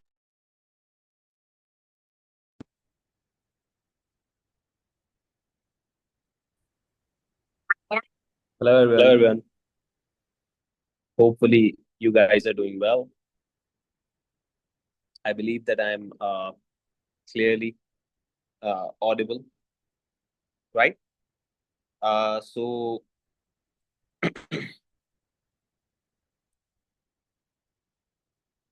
yeah, we were supposed to do these requirements, right? In earlier session today, we did this particular requirement, right? So this part and this part is done, right? If you have seen the advanced information class, that's great. But if you haven't, then it's not a problem as well. Yeah, but there were two initiatives, right? So the thing is that there were two initiatives. So what has happened is that we are going to use the second initiative now, right? We are going to do the second initiative now. So let's do this and close it, right? This requirement particularly. So let's. You must have seen the advanced information class, and you must have seen the Exhibit 1 and Exhibit 2 solution. So now Exhibit 2 initiatives 2. Now, a couple of students asked that, sir, whether we should be doing these initiatives, right? Whether we should be doing it or we should be reading exhibit by exhibit, or the way that you are solving. See, my pattern of solving the question is similar, that if I have read one exhibit and I know that this is pertaining to this requirement, I'll definitely solve that. I'll go there and solve it, right? So this is how you should be doing it. If you know that, okay, this is it, this is the requirement, this is the thing, I'm going to stop here and start answering the draft. And the paper is computer based. So and at later, if I realize that, oh, I've missed that point, I'll go back and will draft there, right? I'll go back and will draft it there. So initiatives too, right? To encourage a customer, Chemco, to buy product B new, LSK offered a retrospective rebate incentive. Now this is something really really hectic, right? This is something really really hectic thing that LSK has offered a retrospective rebate. We need to investigate, and you also need to deep dive in the advanced information as well. The thing is, the reason is that in this advanced information, there I saw something about rebates, right? Here, see, in the advanced information, they have given you the rebates as well. So I need to read it now that in detail, right? What exactly this is and why it is making a problem. So on 1 July 2023, LSK entered into a contract with Chemco to supply product B new to Chemco at a price of 300 per ton. So we were the suppliers. The contract states that if Chemco orders more than 75,000 tons of product B new in 18 months, ending 31st December 2024, LSK will pay a retrospective rebate of 35 per ton. Now, see what's happening here is that 75,000 ton, 300 per ton in the 18 months ending this, LSK will pay retrospective rebate to Chemco for all orders made in that period. Now, this is something complex and I need your full attention, right? This is a technical one. And most student might in exam might have written the wrong standard or wrong working. Still, they would have got secured 1 or 2 marks by replicating the standard. But the thing is that this is something very, very tricky. Okay. And you should be focusing on this. See, the contract states that more than 75,000 tons of product be new in the 18 months, right? If Chemco orders that, then for every order exceeding 75,000 ton, we are going to do 35.35 per ton as a rebate, kind of a discount or whatever you can say, okay? And the rebates will be paid on 31st December 2024. The sales invoices to Chemco have recognized the goods sold is at 300 per ton. I have not made any adjustment to this. In the 9 months, orders from Chemco were 10.5 million. So they have given you the value amount, right? So tons needs to be calculated here. Tons needs to be calculated, right?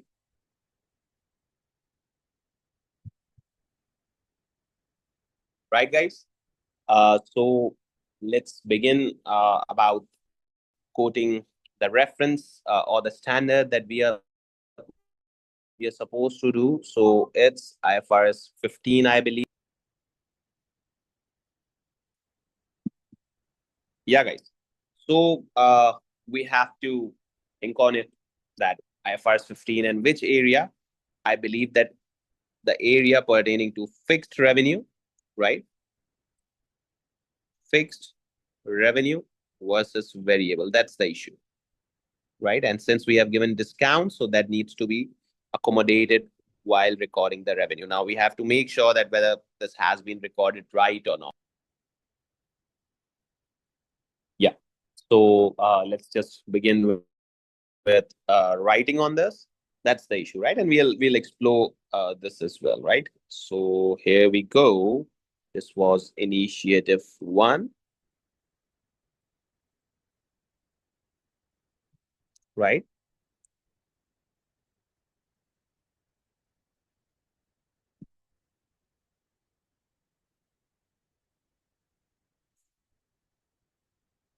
And this is initiative 2. Great.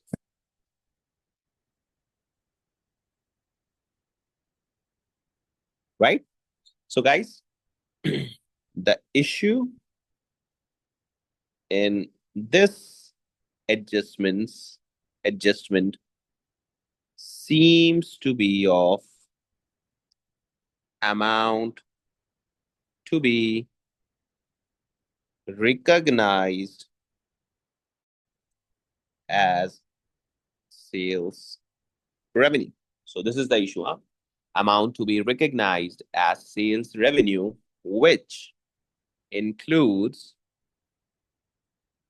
fixed as well as, now see, the correct part of the standard, not just the generic standard, you won't be getting marks. The correct area of the standard to be quoted, which is tested, right?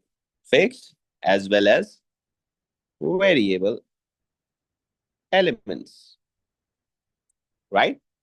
So IFRS 15, here comes state the rule, states that revenue is the amount that entity expects to be entitled to when transferring. Now, this is the exact standard, right? When transferring goods or services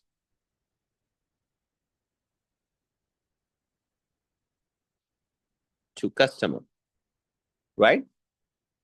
So now, so what is exactly the standard? So here I quoted exactly the standard on this issue. Let me write it with a separate color so that you should know that we just don't need to quote a generic standard. We need to quote the right one, right?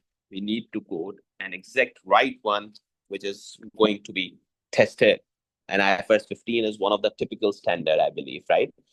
At my studying time, this was one of the difficult one. Huh? The variable element could have impacts of discounts such as, now here you need to link, such as rebate being offered to Chemco, right? Such as rebate being offered to Chemco. So what was the case? Explain the case. That in this case, the incentive promised, example, explain it so that you can rectify that correct entry, right? Incentive promised here is reduced price, right, for buying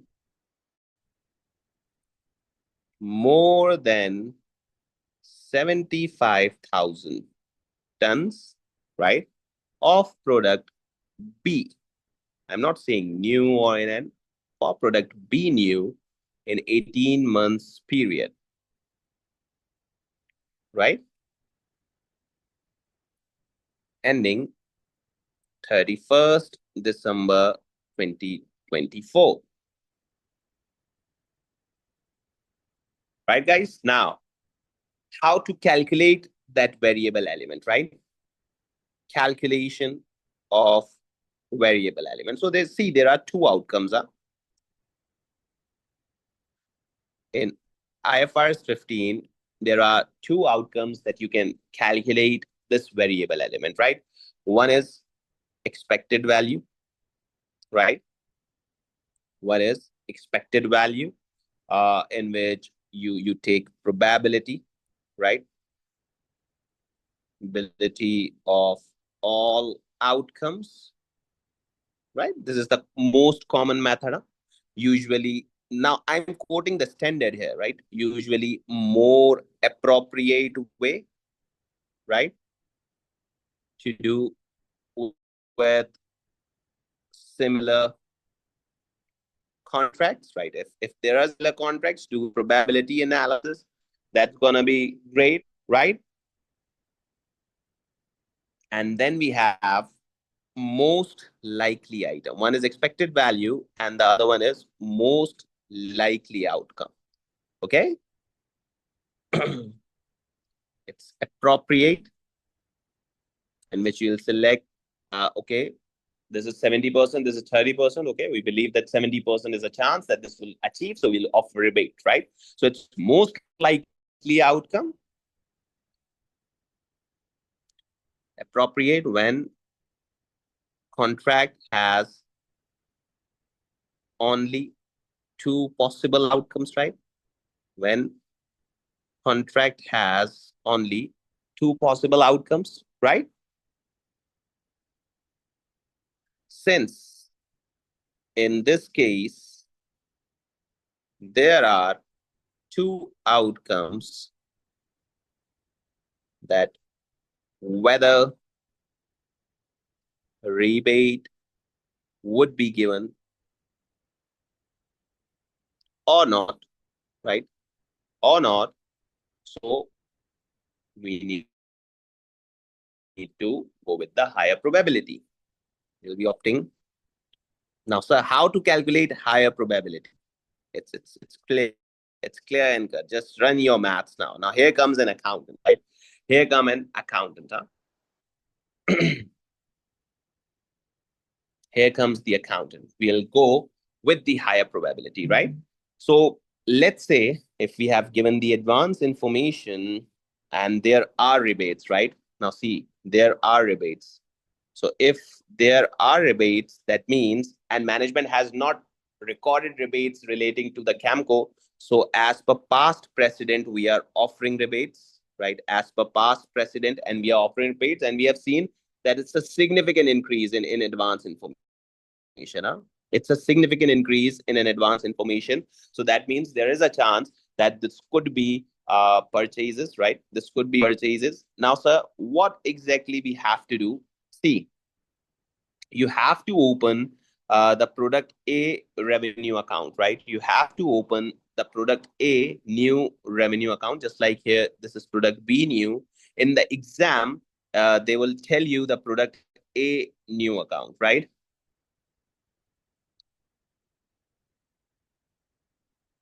Okay, so once you'll open the software in exam, I'll teach you that how you're gonna be doing it. You should be knowing that product A new revenue, right, is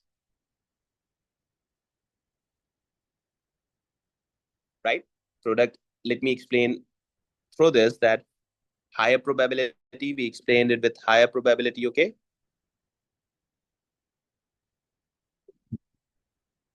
Yeah, guys. So see now you have to deep dive in software and take out some numbers, right? Which exact numbers we are going to take out? It's quite clear that you're going to be opening that product A's account, and you'll see that right at 30th November 23. Now this is 11 months, right? This is quoting from the advanced information. I've shown in the advanced information class that how you're going to be running on your softwares, right? So at 30th November 2023, Chemco purchased 17,283 tons of product B new, right? Which product they were aiming for, and this is calculated as below. Now, so how you calculated that? Please explain how you calculated that. So it's clear that it has an account 40200 as here in initiative 2. They have told you about product B new and the 75,000 ton is limit, and the account is being given here in this, right? An account is being given here in this. So 5185 is the number they have given you. So I'll say 51. I'll quote the exact number, because once you'll open the software, you'll get the exact number. So it's 5184925 divided by 300. So it's going to be 17,283 tons they have bought for 11 months. Now Now here comes the signs at now 31st December, right? 24, Camco purchased. How much? Would you believe? Open the software of this exam, you'll see that 28,983 tons of product B. Now, this is the data in exam, right? This is calculated below. Now, how's this is? So it's quite clear that you're going to be writing 8694. That's the exact number, 8694, right? 8694, 837 divided by 300. So it's going to be 28,983 tons. Now think of this, huh? This is the 12-month scenario. Sorry, this is the 6-month scenario. It started from, I believe, 1 July, right? So it's the 6-month scenario. So now see the signs that I'm doing, huh? See the signs. Sorry, I'm going to add it from here since I've made it. Yeah. So see the signs from now, right? Expected sales in 18 months from November 23. So it's clear, right? It's clear that 17,283 tons, right? Divided by 5 because it's 5 and multiply by 18 months because it's from 1st July. The condition is from 1st July. So it's going to be 62,220. So now see, in advance information, we realize that condition is not meeting, right? In advance information. And you have to write that in advance, you guys told us that this wouldn't be meeting, but expected sales in 18 months from December 23. So it's going to be 28,983, right? Divided by 6. Now it's December into 18. So it's going to be 86,949 tons. Oh my God. So that means the condition is met, right? So that means the condition is met. Now, one problem here is that you need to see that at 30th September, orders from Camco were 10.5, and we assume that it's from 1st July. We assume that this is from, so expected sales is saying that, yeah, that met, but now what we have to do, we have to see that in 9 months, right? Oh, year end is from 31st December. So from 1st January 24, I'm saying 1st Jan 24 to 30th September 24, it's saying that purchased, Camco purchased a further, right, a further 35,000 tons, right, of product B. And how did you get that, sir? Simply by dividing 10.5 million by 300. So we got 5.35,000 tons, right? So that means this provide further evidence, right? This provide further evidence that Camco would. Now, sir, would you be making these small points? Yeah, you'll be making that. Camco would qualify for a rebate offered by LSK, right? So we need to adjust. Now, this is the most likely outcome, right? The sales price to 265 as 35 was the rebate, right? As 35 was rebate, right? So the revenue, I hope I'm able to explain this. This is a tricky requirement, right? I totally believe this. So the revenue for 6 months to 31st December 23 at lower rebate is 28,983 into 265. So it's 7,680,495. And therefore, revenue adjustment, right, is 8,694,837. That was the revenue that we have recorded, and 7,680,495. So amount is 1 million. Revenue is overstated. And what we have to do, we need to pass the journal. So what's that? Debit, the rebates, GL, it's 40610. Rebates being debited, it's 1014. I'm assuming that 3 zeros have been worked upon. And then credit, it's the discount allowed or provision that's used for rebates, and it's going to be 1014, right? So that means this is the amount through which sales would be decreased, right? Because since we have offered the rebate and we believe that Camco would be achieving it, so this is the amount for which this needs to be rebates to be issued, right? So it's a difficult one, guys. And would you believe that this complete requirement in the exam scenario is of 14 marks. So for 14 marks, we have written this much. And yes, 7 was for initiative 1 and 7 was for initiative 2. And I believe that this was an easy one, right? This was supposed to be an easy one. I believe that, right?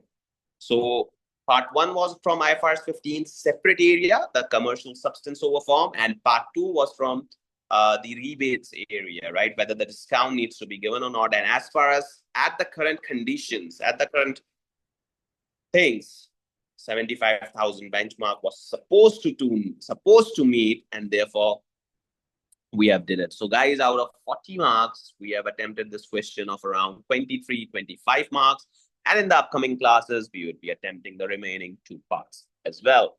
Thank you guys for your attention. If there are any queries, any question, my number is here, and I'll be trying to solve as many as papers I can with you guys so that you guys can get a better practice of this paper.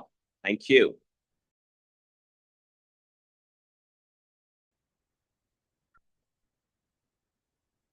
Yeah, guys. Yeah.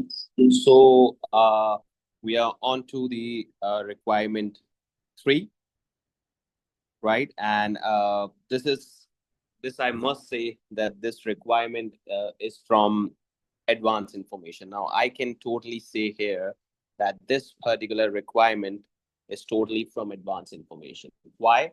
If you can read it, you'll be getting much more idea that why exactly I am saying this. It is that update Ben's analysis. So Ben is one of the guy that has done an analysis of revenue and cost, right? So here comes a case that revenue has already changed. We have passed some journals for which revenue has been changed, and there might be change in cost as well, right? So the analysis that he has prepared in the advanced information, it already gets out in the market, right? So advanced information, Exhibit C, to include the results for LSK for the full year ended 31st December 2023 and your journals from 2. So we have to update his analysis, right? We have to update its analysis. And then part B is that in your analysis 3A and relevant additional analytical procedures, identify and explain significant risk of of revenue and related account balances, include audit risk. So now this is a multiple requirement in which they are saying to give the analytical procedures first, right? Then you have to identify the significant risk of and include the audit risk as well from the two initiatives. Audit risk, in which are basically those risks. If you have been from the audit background, you must be knowing that those risks which can lead to inappropriate opinion of auditor, right? So that's going to be an audit risk, and you have to use the DA here to identify relevant trends and relationships. So guys, to identify the trends and relationships, we will be covering it in a separate class, so don't worry, right? We in fact, I have uploaded this class, right? In separate class where I have guided about DA as data analytics software. So don't you guys worry about that. But just going on this, now we have to go back to advanced information and read, right? So now we have to go back in the advanced information and have started reading that what exactly we need here, right? That what exactly we are going to need here. So we need to read advanced information and read the analysis that Ben has prepared in this, right? Then Ben has prepared, and then we have to read it and we have to correct him that, oh, Ben, you have done it wrong because the revenue figure was wrong. You have did it wrong. So therefore, right? So therefore, we need to update it. So let's read this first.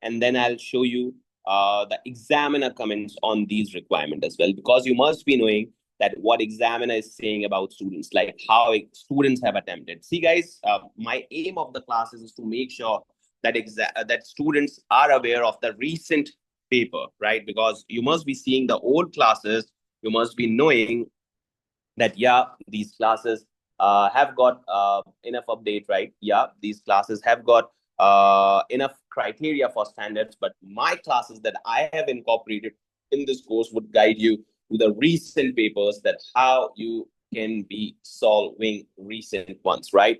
So this is it.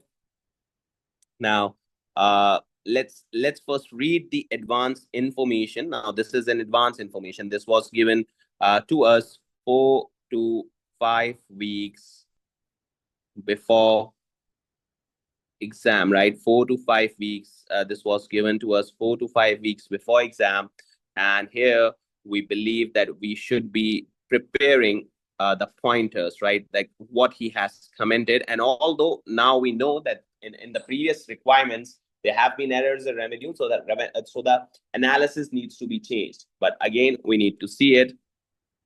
So prepared by Banjud, August 2024, I have reviewed the data in the data analytics software for the 11 months ended 30th November 23, carried out some analytical procedures. Okay, so he have carried out some analytical procedures.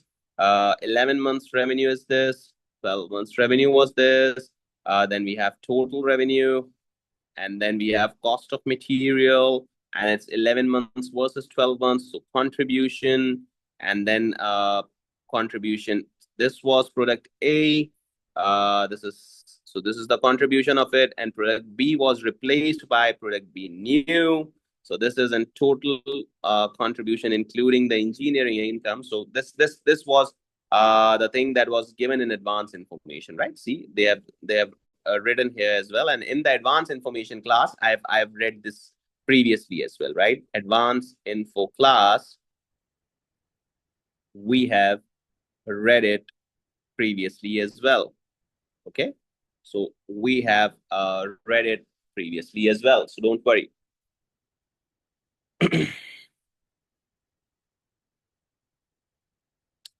So let's read it in comparison. Now, first see Ben's analysis so that you can update it, because you have changed the numbers. So you must be knowing what analysis Ben has done so that you can update it, right? And then the analytical procedures and all that. So in comparison, with the year ended 31st December 2022, I expected revenue for product A and B for 11 months to be 59,648K. So what he did, I don't know how, but he just expected that my total revenue would be right, would be 59,648K, and including all the revenues, right? For 11 months to 30th November 2023, the actual amount is 47,712. Actual is this 47,712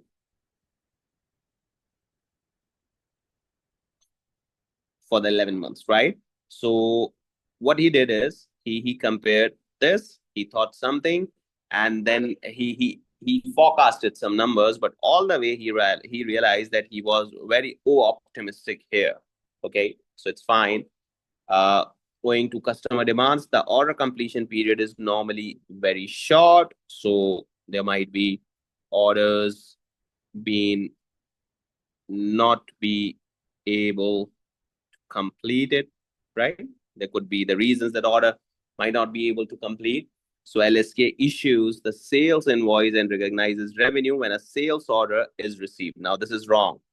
I believe this is wrong. And everyone who can read the advance information, they should be knowing that once you have received the sale order and revenue being recognized as wrong, there should be a risk transfer to customer. Then only revenue can be recognized, right? Risk transfer to customer, then only revenue can be recognized. The cost of material is recorded in this product account. And see, in the earlier requirement, I was replicating some codes. So code of accounts have been given from this advanced information, right? So code of accounts have been given from this advanced information.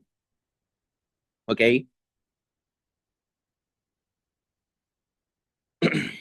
Now, during 2023, LSK experienced some productions constraints and was not able to meet customer demand in some months, and we knew that because they were very optimistic, and therefore they were supposed to give rebates as well. So there was a delay in manufacturing and dispatching some orders. Okay. So product A, my analysis shows that LSK introduced a customer discount. Guys, I'm reading this advanced information because that requirement has totally dependent on advanced information. So those who have grip on advanced information, they could have easily solved this requirement, right? In January 2023, for product A customers only, the discounts are authorized by Olivia and then posted as a separate transaction to customer discount account. This means that not all discounts are posted in same month as related to sales invoices, which is for the full amount before any discount. So that means what they are saying is that they recognize sales in, let's say, July, but since they were not being able to deliver that customer's order, they need to offer them discounts, and discounts were recorded in September. So this is also kind of a manipulation of revenue, right? So I examined the trend monthly revenue, and this is the reason that Ben is saying that I optimistically thought that revenue would be this, right? I optimistically thought that revenue would be this. The reason is that in the later months, the discount was catered. So I examined the trend of monthly revenue of product A in the data analytics software and noticed an irregular pattern, right? So I noticed an irregular pattern. Eric explained me that customers took advantage of introduction of the discount and ordered large batches of product A. So he has given his reasoning. Although we have changed the revenue, so now our reasoning would be something else. And the edge in our drafting is that we have 12 months data, right? So the best edge in our drafting is that we have 12 months data. Now, my analysis also shows that LSK now sells product B new, the more sustainable version of product B, to only one customer, Chemco. Okay. So product B has been sold to Chemco, and we have attempted this requirement. So we are pretty sure on this, that what to do. The combined percentage contribution achieved for product B and product B new is greater than percentage contribution for product B only. Okay, so that means product B seems to be here as a high margin, right? Product B is high margin based on reading this. I'm not sure, but based on reading this seems to be of high margin. New production project. So I reviewed the data analytics software for the other large fluctuations, and I identified a large increase in account 12010 prepaid expenses. Eric told me that this relates to cost incurred a new production facility. Eric advised me. Now this needs to be cross-checked in software as well, right? Please cross-check this in software. We'll do in the software class. So as far as now, what we have to do, we have to update this analysis, and the previous analysis. So guys, it's very rare that examiner directly questions the requirement, right? Examiner just do the questions from the requirement, and rather than, and they just tell you to please do read the advanced information. So it's quite rare, but we can say that this should be done, right? It's quite rare, but we can say that this should be done, and sometimes you have to just grip on the advanced information and have to do it. Okay, so let's just copy paste. Oh, sorry, let's just paste the requirement here. You guys can listen to the question reading again. Else we can go and read on the requirement.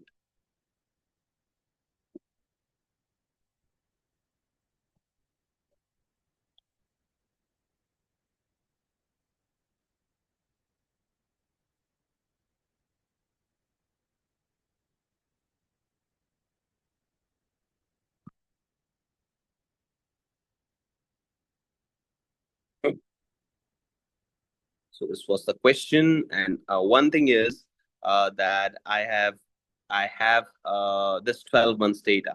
If I have, so it would be great. So I need to update this data for 12 months, and I have that. So from where you can update this data, I need to update it from the accounting software, right? So I'll let you know that how to export it. But what we have to do, we have to export. I'll be saying we have to export data of 12 months.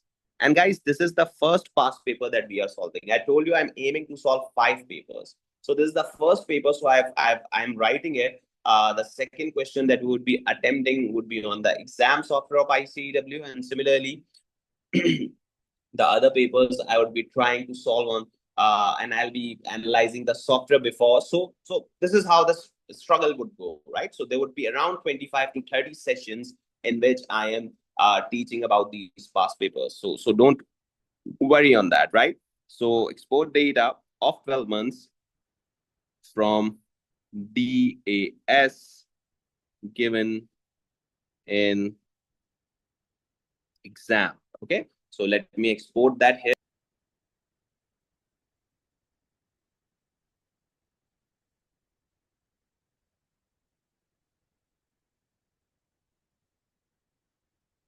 Yeah. So what I did is I just exported this data, right? And 12 months accounting numbers. If you can see in the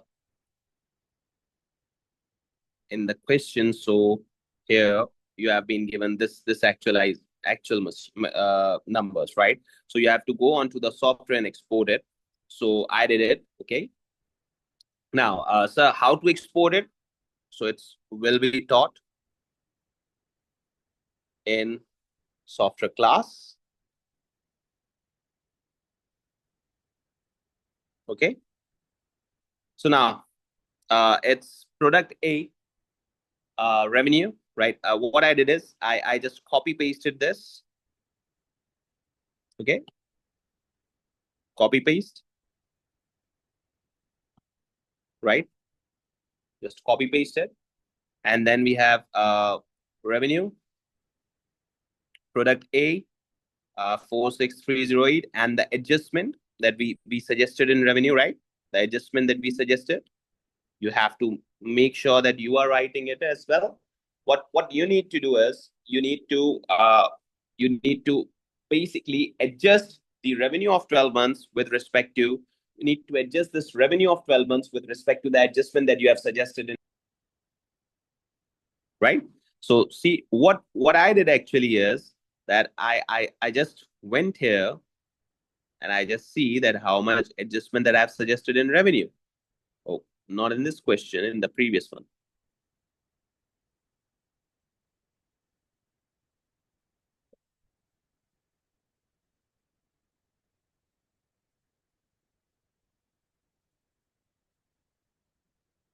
This, right? The adjustment in their revenue that we added, right? So what I did is I just went into advanced information first, right? And I see here the actual number, the actual amount is 47,712, right? And then in 47,712, I just opened the GL, okay? So here I got 46,308, and then I adjusted 476K, right? So this is how you need to do. So this is copy paste, and this is the adjustment. So customer discounts, this GL, same number, rebates. We know how much rebates are going to be. Go into the advanced information. So it's 918. Open the software and see the rebates area, and then see have you allowed further rebates or not.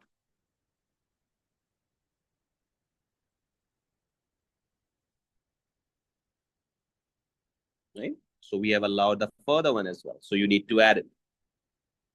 So we got this rebates, and then 33,911, and then we have 86951014K. So it's 768121,531. Engineering income in this GL, it is being given COS. You just have to open GLs in the software and write it, right? You just have to open GL. So total contribution and then percentage contribution. You just did it by uh, product A contribution and product B contribution, and you just get the percentage done, right? So product A is generating, let's say 72%, and product B is generating that much percent, okay? So sir, once we have made these two numbers, then what do we are left with? You need to calculate the change, right? And this change needs to be calculated in a table format, and that table format is basically ICAEW examining software, right? ICAEW examining software. So that needs to be done there, okay? So, sir, what do you think about these analysis? Now, these are adjusted figures. Okay, these are adjusted figures. So, sir, what do we need to do now? So it's quite simple and quite right that you have to write that the impact of correcting account for two initiatives would result in fall in revenue by 1.6 million pounds. So why? If you can remember, the both alternatives suggested appropriate treatment of revenue, right? So one is 7,960, one adjusted this amount, and the other one adjusted this amount, right? So in both of the impacts, if we can see, there have been a revenue adjustment, right? There have been a revenue adjustment. Fall revenue by expected that we expected was 47 something, right? That's in the advanced information, and then it's going to be deducted, okay?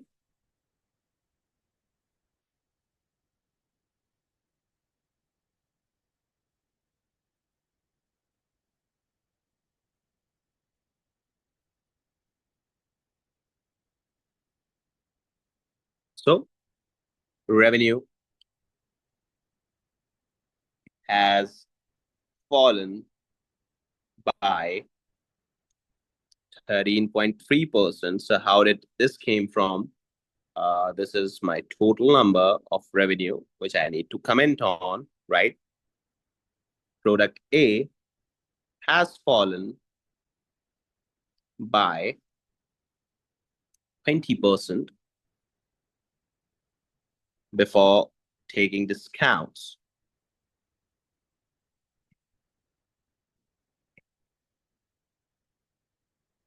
into consideration, right? Before taking discounts into consideration, and 41.4% after discounts. So product A, now this is the updating analysis, right?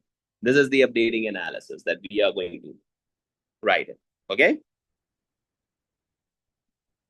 So discounts as a percentage is also greater and are 23.7 percentage, which is greater than 20%, right? Which was allowed limit of discount, right? So this was the allowed limit of discount in advance information that we were supposed to give 20%. But as far as now, if we can see, calculating the rebates and all, so this seems to me a major percentage, right? This seems to be, and this has been significantly increased. So this is also a problem. This has been significantly increased, right? So now, product B. Sir, the revenue has increased because you have offered some mad incentives here, right? So you should be writing that. Product B, revenue has increased, right, by 176.3% overall due to introduction. Why? Introduction of new product, right? Due to introduction of new product. However, revenue from original product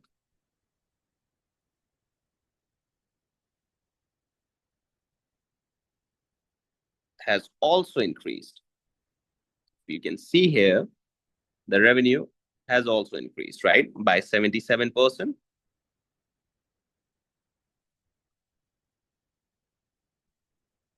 Okay. The overall contribution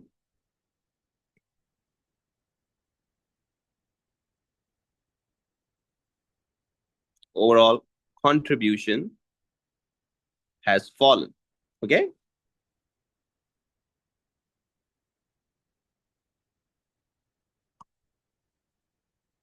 So the overall contribution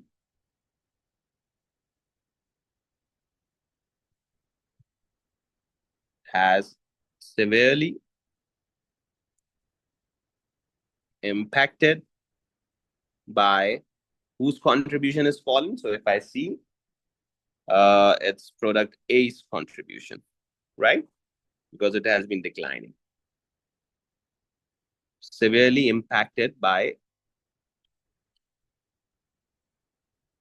product A's contribution, right? So we have got this now.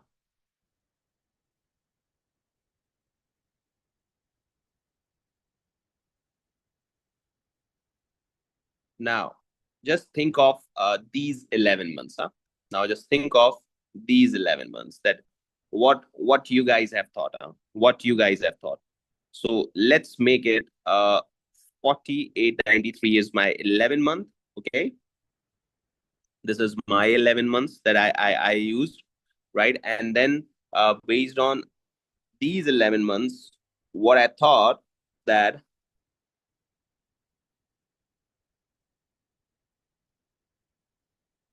$59,648K based on these 11 months, I thought that this would be the number, right? Expected 12 months, and then 12 months ended. So I have to make a comparison now. So which comparison you are going to make? I'm going to make a comparison here. Is that I'll be commenting the 11 months, right? Then expected 12 months. I'll be making this now. And then 12 months, right? And then 12 months. And then we would be having an area of difference. So how we are going to make that? No problem, guys. It's not a problem. It's not at all a problem. First, we need to comment on.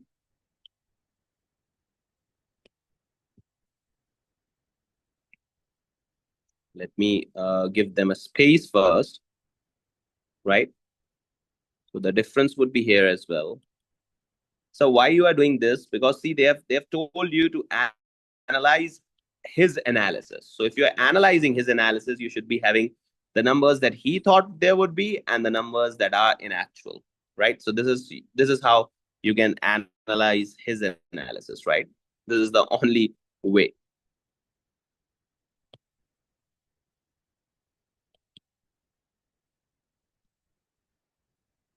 So now I'll be saying that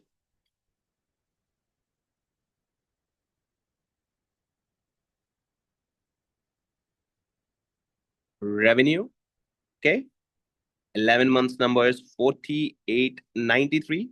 Revenue of product A, okay, and then less discounts, rebates, okay, and then we got revenue of product B. This needs to be calculated, huh? Product B, and then revenue of product B new, okay, and then engineering income. This is the format that you need to make, and then total revenue, okay, and then total revenue. So we need to do it. So 11 months number can be coming from advanced information, right? 11 months number needs to be coming from advanced information, and these 12 months from here, from the actual number that we have imported from software. So it's 45,832, right? It's 45,832. Now the expected 12 months, here's the signs, right? In this, we have the signs, like we have to run some maths. So why not? We should be updating all the numbers first and then do these type of shitty things, right? So I'm updating just these numbers, which are easy.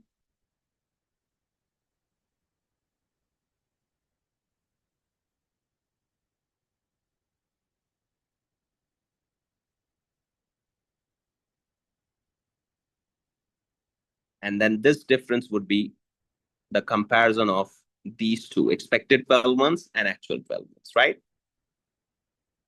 So then we have 10,555, right? 13,850. Then we have 5185 and then 7681. So it's going to be 15,740 and 21,531. Then 1624 is my engineering income. 2296 is it, and my total revenue would be 49,336. And here it would be 57,418. So now I have to run some predictions, right? I have to run some predictions that what would be the expected 12 months on this as per Ben, and then what are actual, and then I have to difference it out. Hi, everyone. Hopefully you guys are doing well. So we were on expected 12 months revenue, right? So that would be just prorating. So how and why you are prorating this? So the reason is I am prorating this revenue because in advance information, Mr. Ben did the same thing. He prorated and he expected a number, right? He prorated and he expected a number. So I would be prorating this number to calculate this 11 months. So multiply by 12 and divided by 11, right?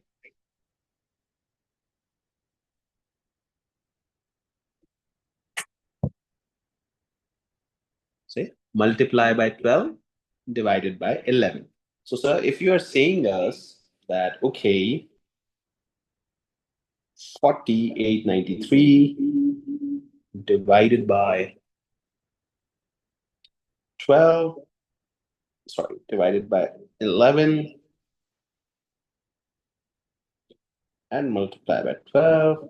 So it's 44,611. So it's right. Same to be done here. Same to be done here. So I've prorated this complete P&L and I've got my number. Right? Guys, this is the detailed requirement. Huh? So therefore, be with me. 879. And then we have 11,515, 5656, 17171, and then 1772. So it went to 53,821. So the thing is that this was the expected and this is the actual. So I need to write the difference, which is x minus y, right? So it's 1,221. Let me cross check it. 44,611 minus 45,832. So yeah, 1,221, 2,144 negative, right? Then 365 negative. Then it's 1,288 negative. Then it's 2,335 and 2,025. And then we have 4,360. Then we have 524 and we have 3,597, right? So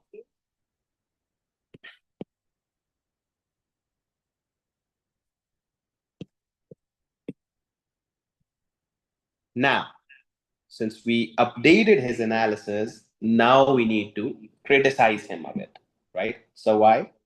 The thing is that see the actual revenue that we thought that this would be 3,597 lesser, right?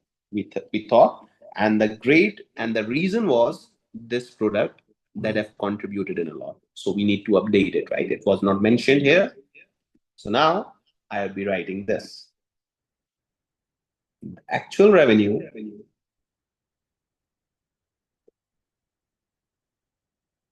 at 31st December 2023 based on 11 months data is 3,597, higher than the expected.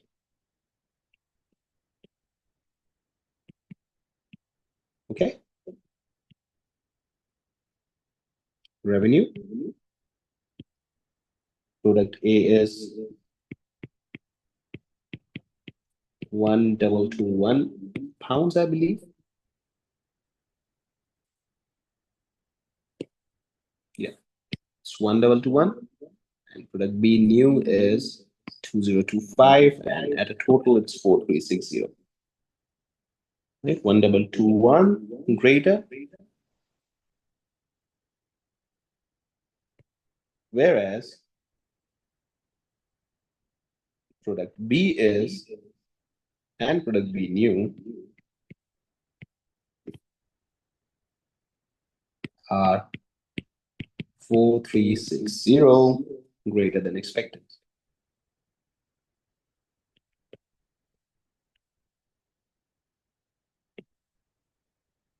And also engineers income is 5 to 4 greater than expected. So we expected less and we have been, or we have got more, right?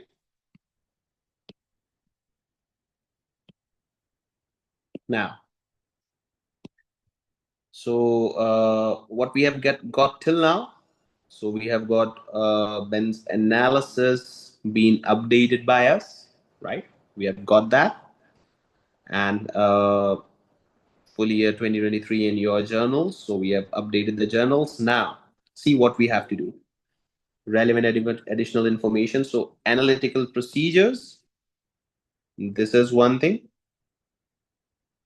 What students do most here, the problem is that they don't remember the requirement, right? They don't remember the requirement. Similarly, significant risk, okay, of material misstatement, then for revenue and related account balances, then audit risk. So we have to write something now that caters all this, right? And use the data analytics to identify relevant trends and relationships. So relevant trend and relationships. Now, see, I'm not saying that you're going to be attempting this paper completely and make sure that, oh, we have done all that. But since I'm teaching you, so I'll try to cover every aspect. But in exam, you need to be very, I'll say, a very skeptic approach that what to attempt and how to attempt, right? So now my complete answer, in fact, I'll say updated analysis. I am saying that my complete answer of product, right? My complete answer of this journal would be my complete answer of this particular thing would be that I make sure that yeah, these all are done, right? So far I believe updated analysis, a little bit of analytical procedures has been done, right?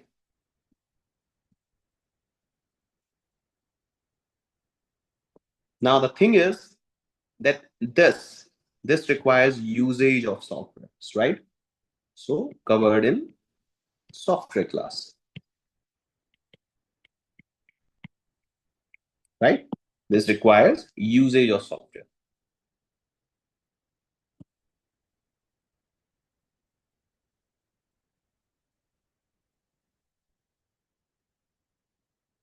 Now, sir, RMM, audit risk, analytical procedures, and then usage of software to determine relationships. This is the lengthy one, right? This is not the shorter one that we thought. Yeah, this is the lengthy requirement.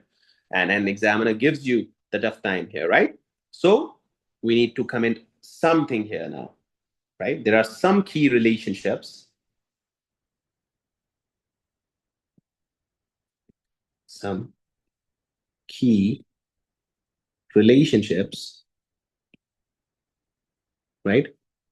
Which Ben has not considered in his analytical procedures,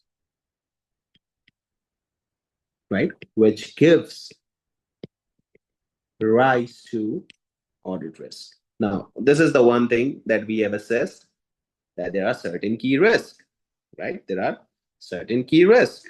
Now, sir, which risk? Huh? See, if we talk about product A and its related discounts, if we talk about product A and its related discounts, so it's a great percentage, I believe, right? It's a great percentage. And similarly, if we talk about cost, it's also a greater one. So here we can see that product A has a relationship between discounts, and I don't know why the discounts are approx 20% of the sales. So this is something very, very bad we can see. Huh? This is something very, very bad. And similarly, uh, receivables. It's not here, but the sales would have given rise to receivables as well, right? So here relationship between discounts and revenue of product A, right? This is an important right product completely. Okay. Similarly, relationship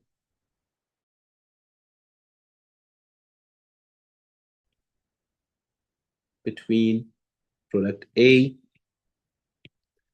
and cost of material, right? So this is the thing. And similarly,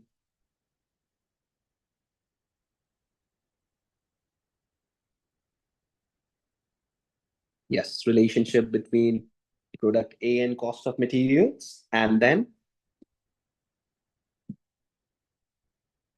distribution cost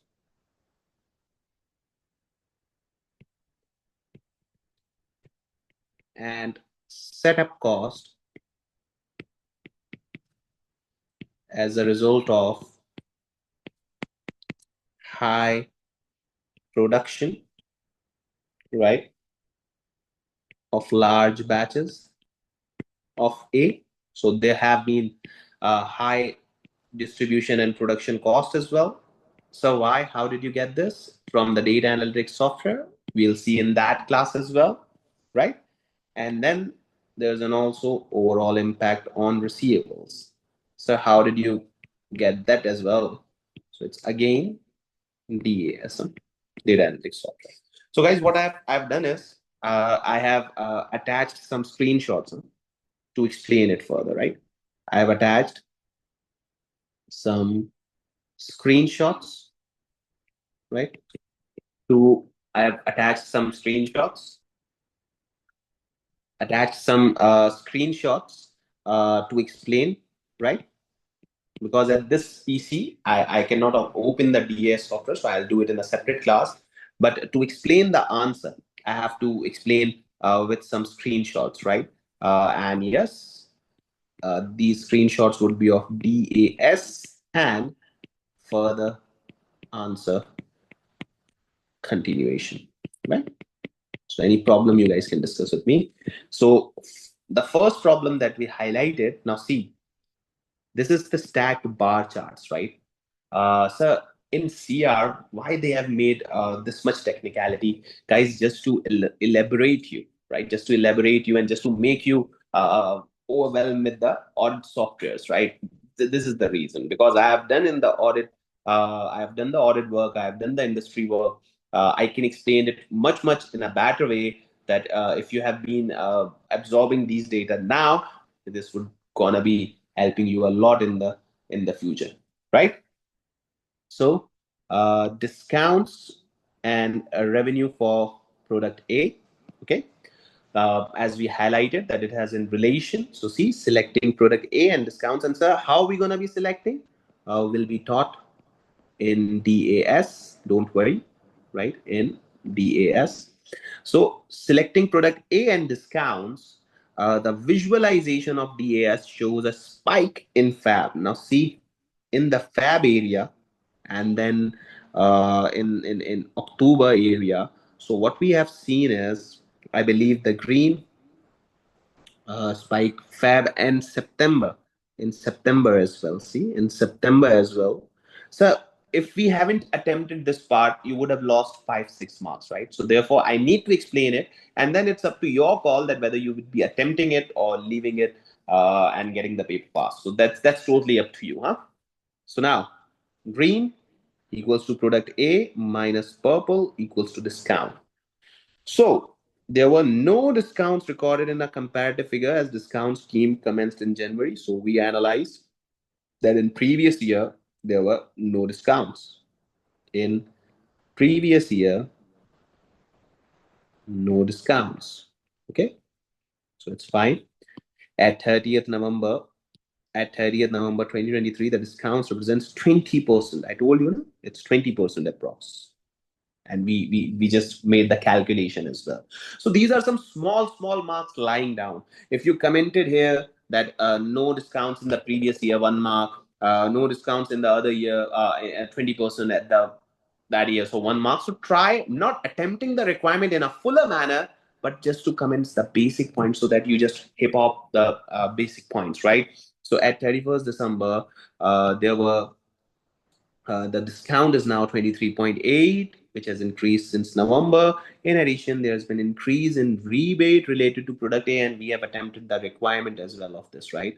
We have attempted to the requirement as well for the year ended 22. The rebate was 75,000. This has increased to 1366. Oh my God, humongous increase. Again, a 1 mark for this analysis, right?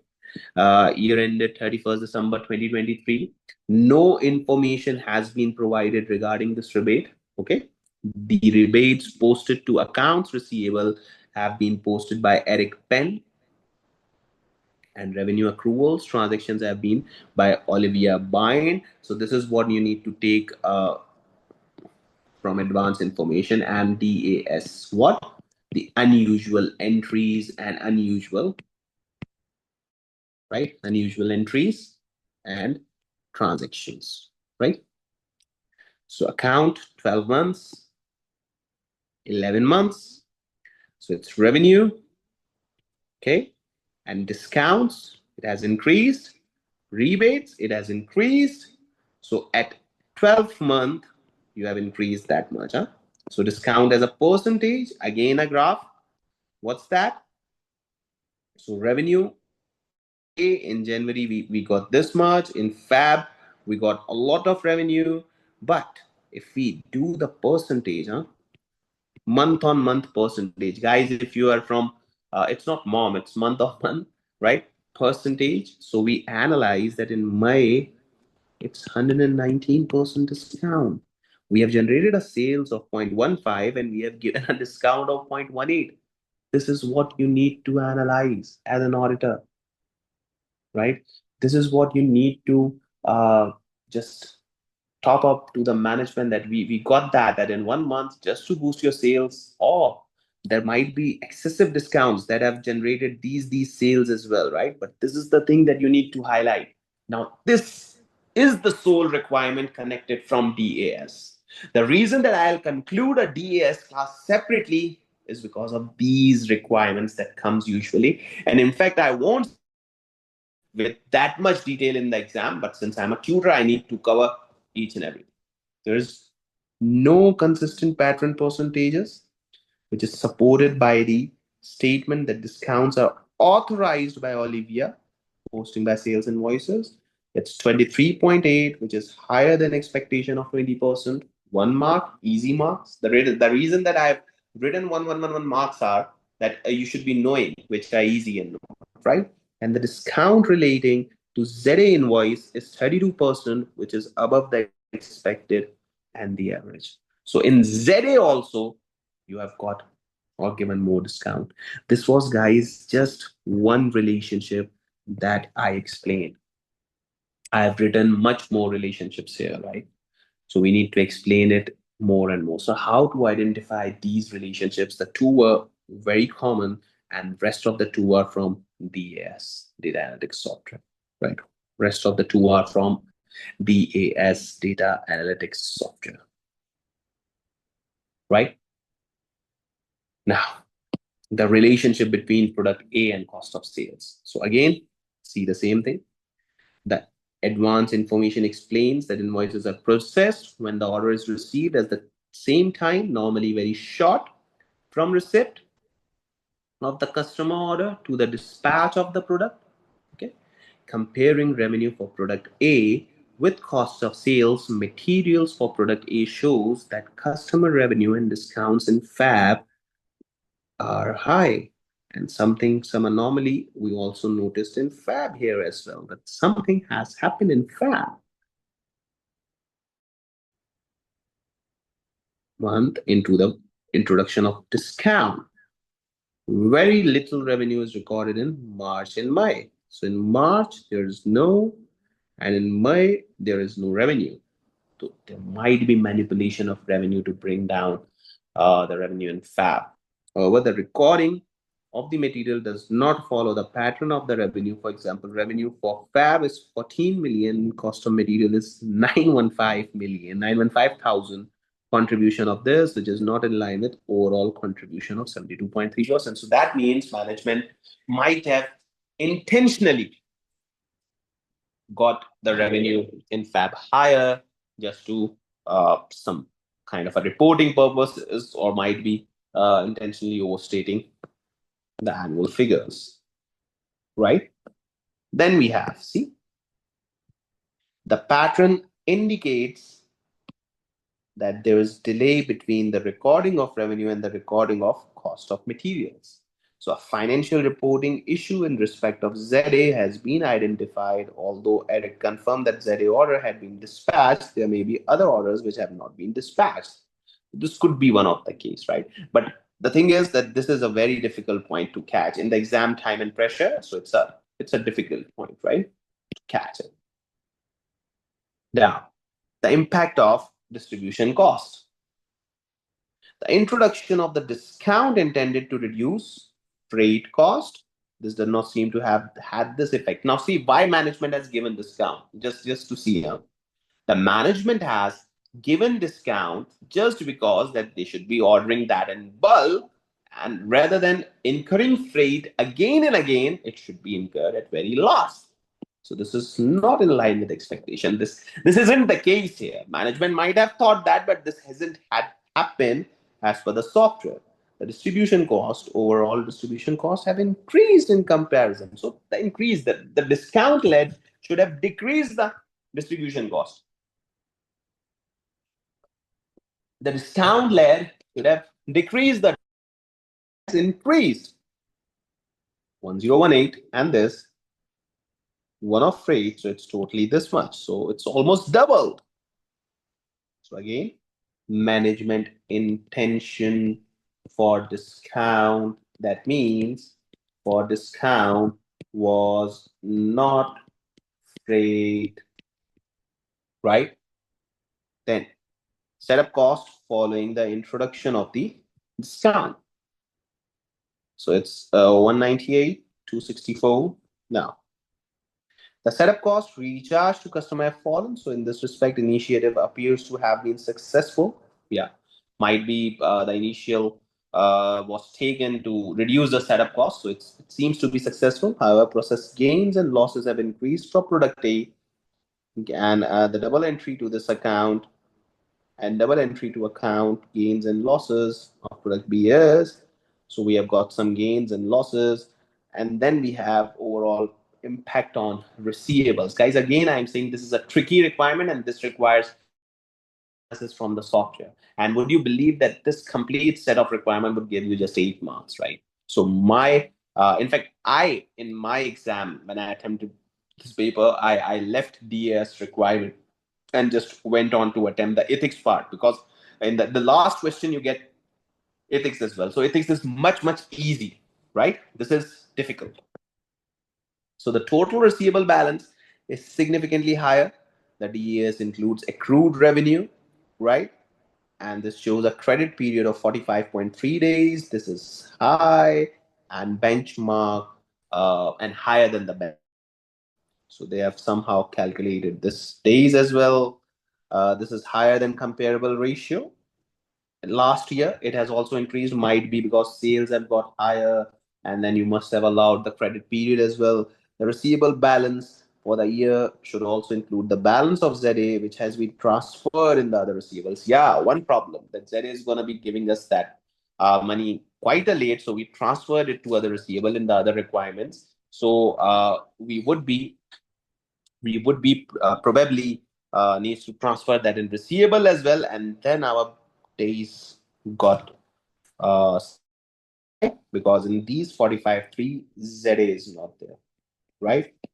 Now, guys, this is a working that you need to show on in this particular paper. So just doing this, what we got, we did the updated analysis, right? We'll say that we did the updated analysis, and then we did analytical procedures. Now, this is analytical procedures and relevance of trend and relationships, right? So far reading this whole requirement, this whole requirement in the exam, 3A, 3B, I believe is of approx 14 marks, right? Like 8, and then we have 22, and then so sorry, 18 marks. So in this, these are the 5 segments that we have to do, for which we have done updated analysis, APs, and this. Now, still we have this to cover. Still we have this to cover, which we need to discuss. But before that, I want you to read at least this area. And I know you guys would be saying that's where exactly is the DAS. So I will be covering each graph, right? Each graph in the DAS area, so that you should be knowing. And yes, you don't need to copy paste this graph in the exam. You need to relate it with there, right? It's just for your understanding we had copy pasted. You don't need to copy paste it, but yeah, you need to explore that software, that so that you can identify these. The numbers that I have written, they were so-called easy points, right? They were really so-called easy points, so that could have picked by us easily, but there were certain difficult points as well, right? So in the next part, we'll try to attempt remaining part of this particular question, and then our 40 marks would be done, and then there would be a class on examiner answer as well, right? Examiner comments as well. I want you to understand that what examiner is saying, right? Examiner have, so they should be knowing. He wants to student know that what he is saying exactly, right? So we'll be reading this once 3B part is done, right? So in the next part, we will be doing it. This was a lengthy part, so I've just copy pasted the examiner answer here and I've explained it. Just have a look, ask there if there's any question, and then we'll move on to the next. Thank you. Hi, Ariel. I believe that all of you are doing great. So let's begin to the last session for this question, right? The thing is that we have just a second. We have read through the questions and the requirements. So what issue that we have done till now in this requirement, which was a lengthy one? Okay. So now the motto of this class is, the aim of this class is to complete this question, right? Second is, once a question is completed, then what do I have to do? Then we will discuss examiner comments, right? That what examiner wants from you now. He highlighted some common mistakes. And third is mark plan that is shared in examiner answer, right? Like how much each of the requirement get you the marks, right? So this is the 3 things that we need to discuss now, right? So first, we have to complete the question. We did updated analysis. We did analytical procedures. We created some link and relationships, and we observed the DAS as well, right? So now, what do we are left with? We are left with some audit risk and their identification, right? So let's do now.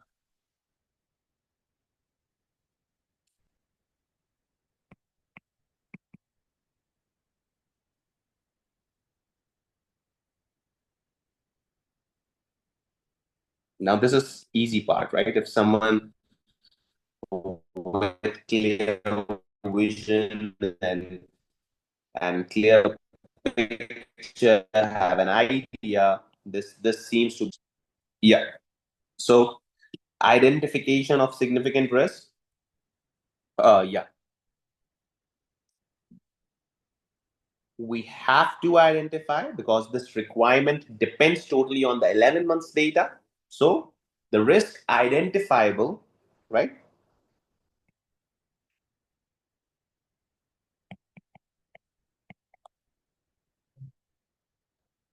from 11 months data, and advance information are as follows. Sir, why you are not attempting this question on the exam software? I'll do it. I'll do the next question on exam software. Don't worry. Right?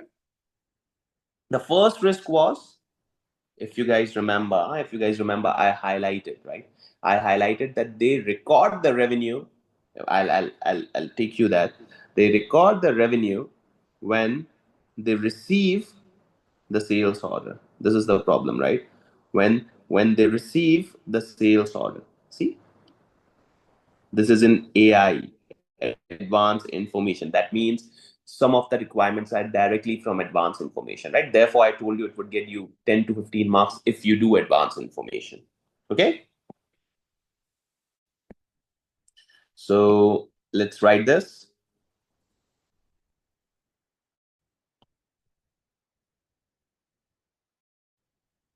The revenue from sales is recognized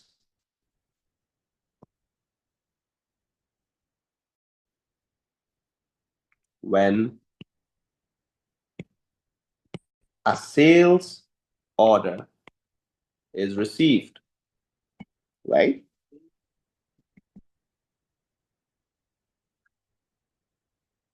Guys, apologies. There was some internet connection. Before, the performance obligation has been fulfilled. So, how much risk we need to write on? The many you get, right? How much risk we need to write on? The much you get, right?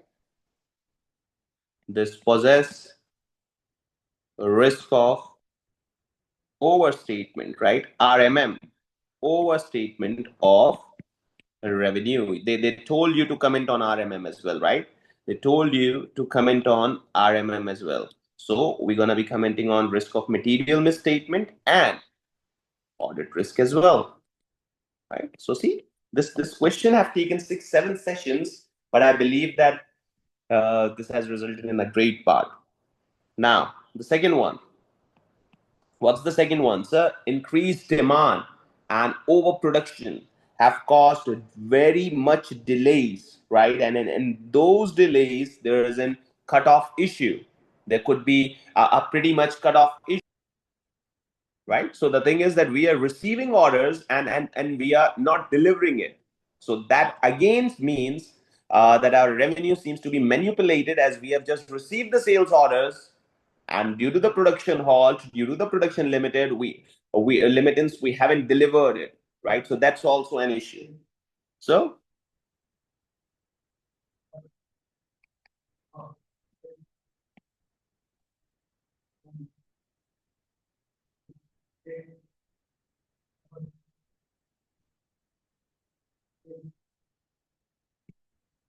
new machine installation have caused delays, right? So increased customer demand and new machine installation have caused delays, right, in delivery, and therefore, right, and therefore dispatches are not made on time, right? So it's not made on time. So this also increases potential overstatement of revenue, right? Because it's recognized on sales orders, so we are receiving orders, but we are not delivering it. So one more revenue issue, and one more thing, right, guys? In questions, they told you in advance information. They told you in advance information, I believe. They told you that we have extended the credit period as well, right? I believe that they written somewhere that our credit period has been increased. So if credit period has been increased, that means that our customer would be paying later. And if a customer is paying later, that means there should be allowance, right? So let's write that. Credit period, and this is just from advanced information. Huh? This particular 3 requirement was from really advanced information. So credit period was extended, right, for new sales,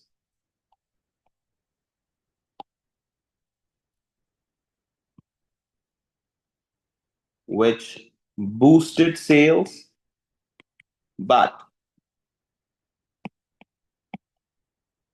with this,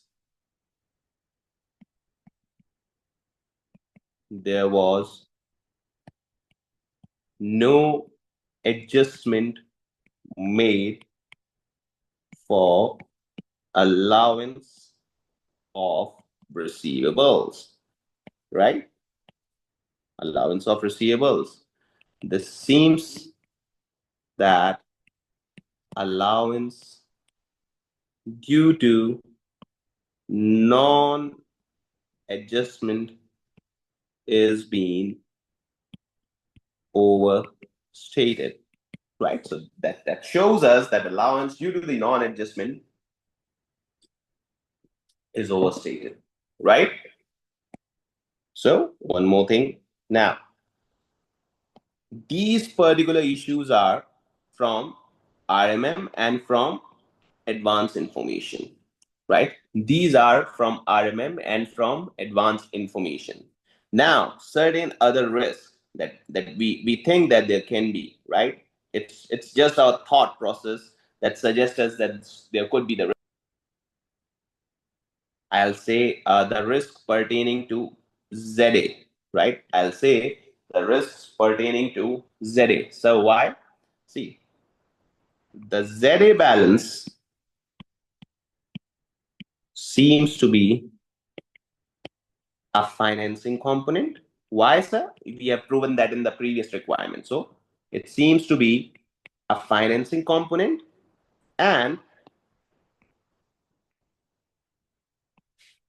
it's included by or included in receivables by management. Right? That means that this balance, oh, sorry, that means receivable balance is potentially overstated, as ZA transaction is ZA transaction is loan transaction. We have proven that, right? We have proven that. And one more, due to inappropriate delivery time, right? ZA balance might be impaired. This is one of the issues. Huh? Due to non or inappropriate delivery time, ZA balance might be inappropriate. So why this balance might be inappropriate, sir? Why this balance might be inappropriate? The thing is that due to impairment, right? Because if ZA at some time it's a financial asset, and at some time if it decides not to pay or get into negotiation, so this balance wouldn't be fully recovered, right? And an adjustment now, IAS 36 came required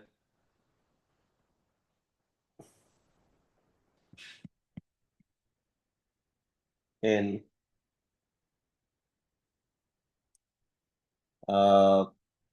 lifetime ECL, expected credit loss, as per IFRS 9, right? So it's required as per IFRS 9, huh? As receivable balance is financial asset, right? I hope you got this.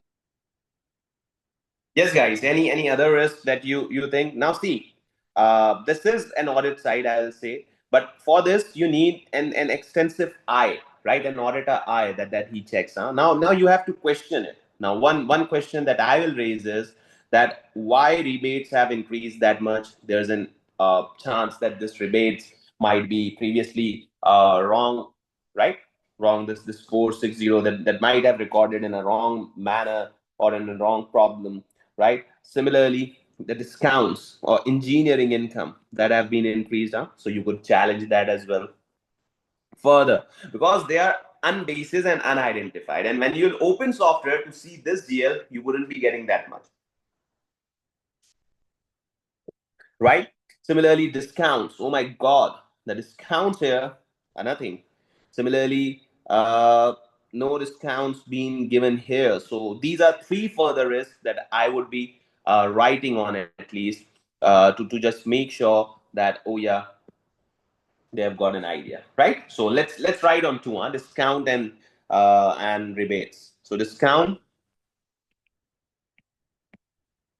and rebate incentives could lead to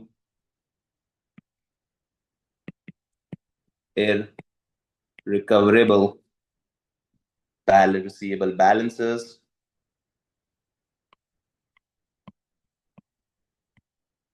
and further information is required, right? Regarding this, about financial viability,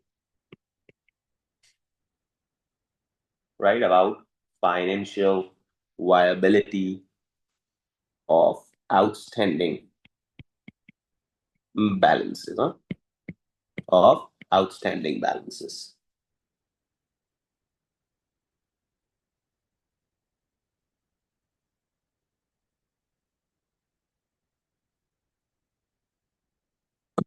right? Similarly, one of the student has said that's a there could be further transactions or customers like Chemco, right? Yeah. This is point. I'll say this is a nice point. I'll say this is a nice point. One of the customer has said, sorry, one of the student has said that there might be potential other customers like Chemco whose account might be wrong, right? So you can obviously write it, yeah. There might be potentially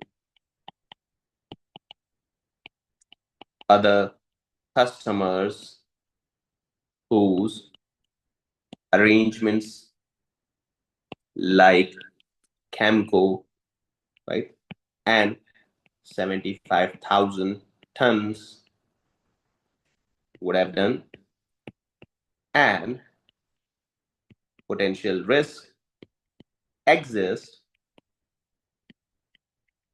that its accounting treatment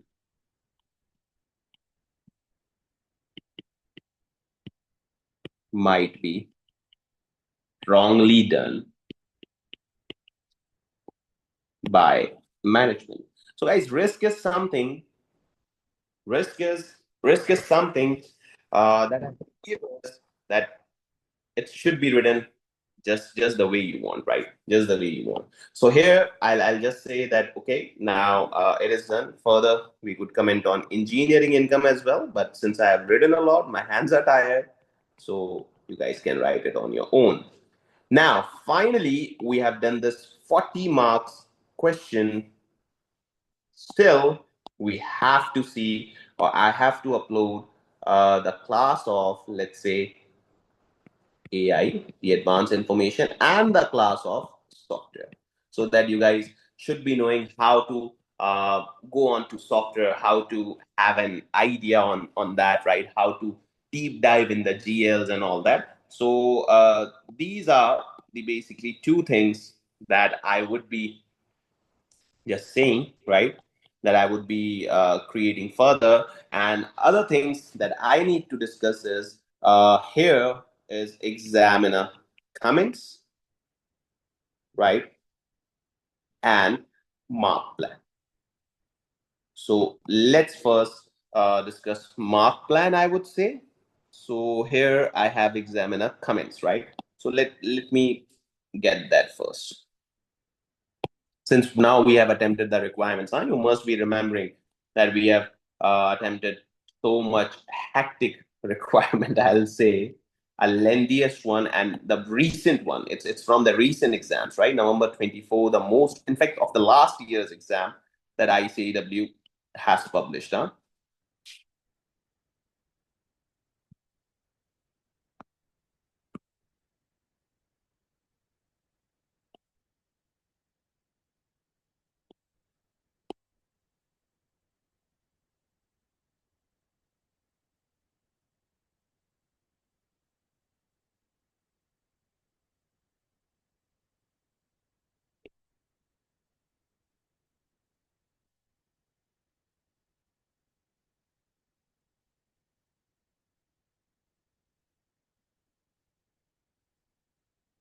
Right, guys?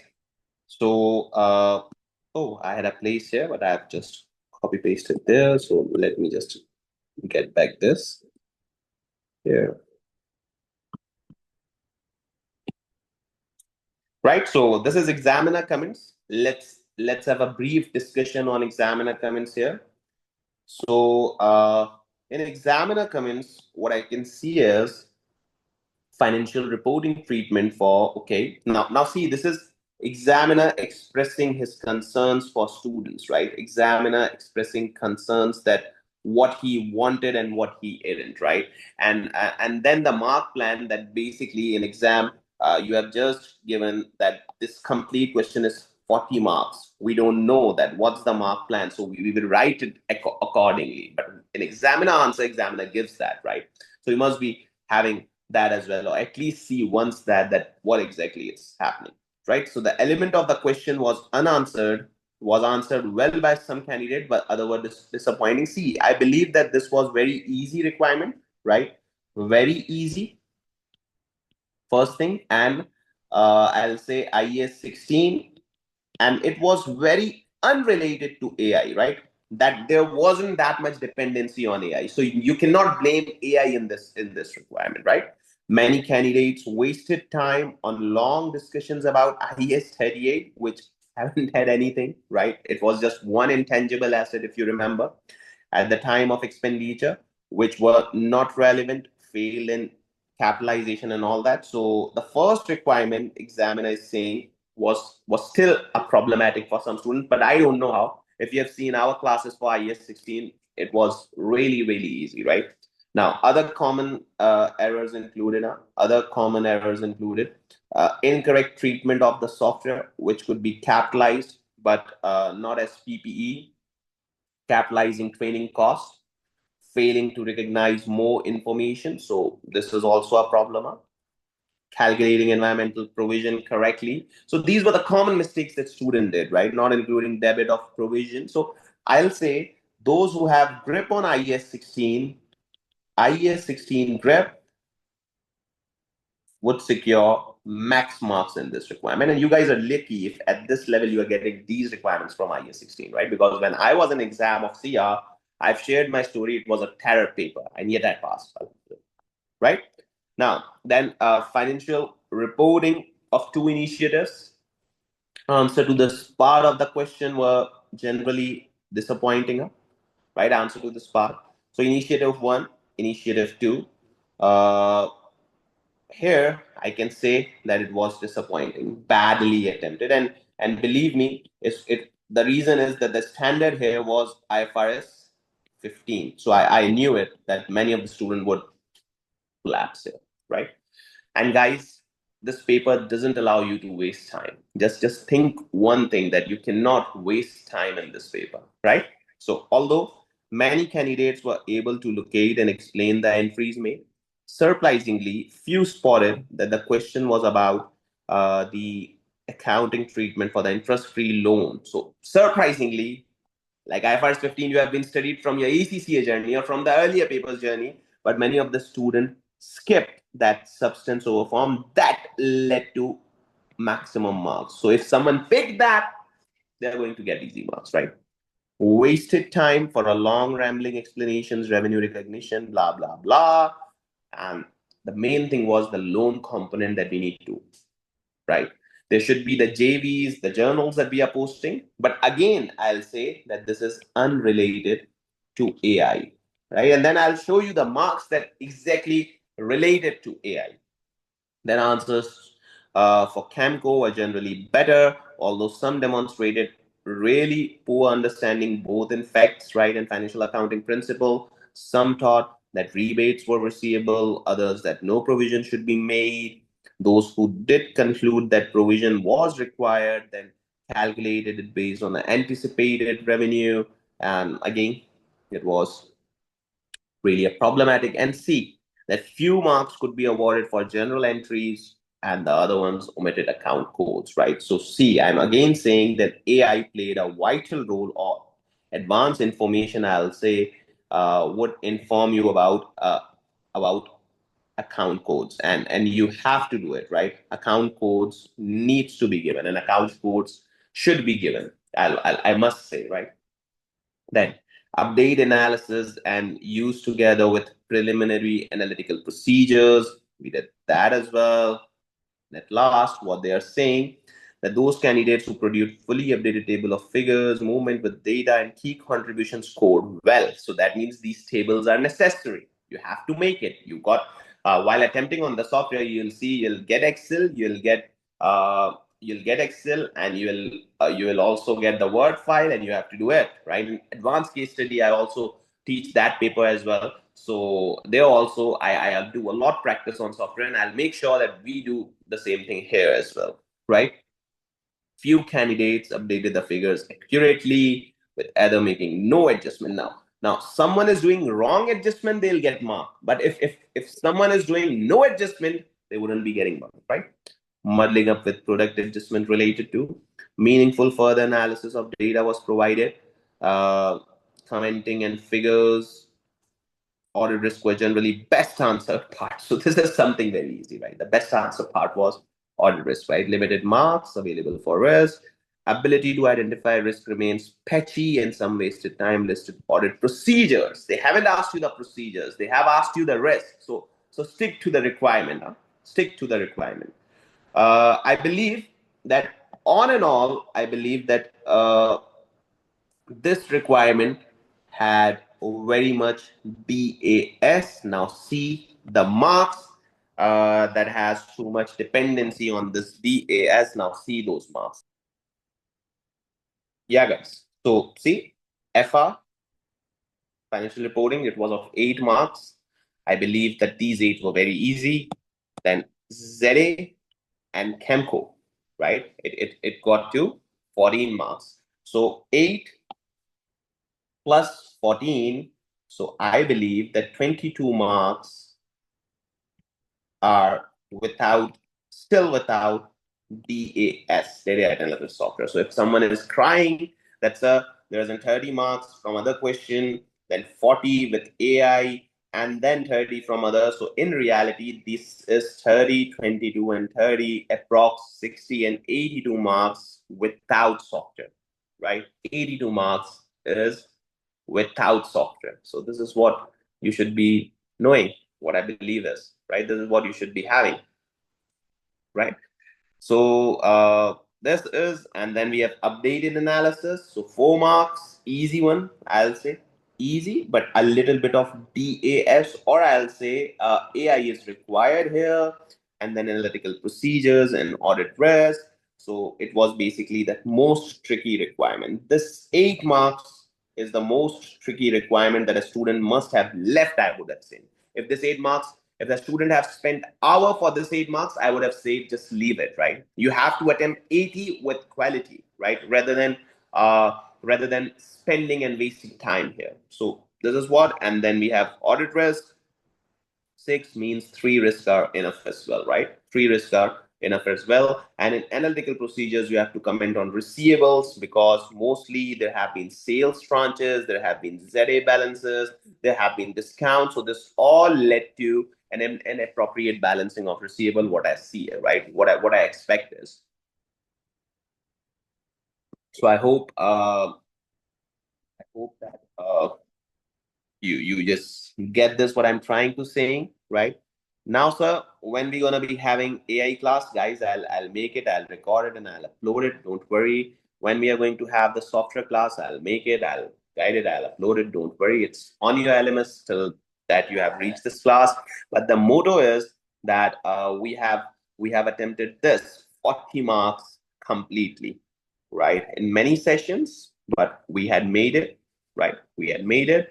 Now, we have question 3. This is 30 marks, right? Now, we have question 3, and this is 30 marks that we should be focusing on. And I'll try to attempt this. This is without AI, no additional information, right? So I'll try to attempt it on ICAEW exam practice software so that you have an idea. Okay, that let's do it then. Okay. So this is all from my side. See you all in the upcoming class with upcoming new past paper. If there's any question or anything, my number is with you. I'm here to support you until unless you passes this exam. So this is it, right? You can take it. You can just send me a WhatsApp and make sure you guys are added in my WhatsApp group. Thank you.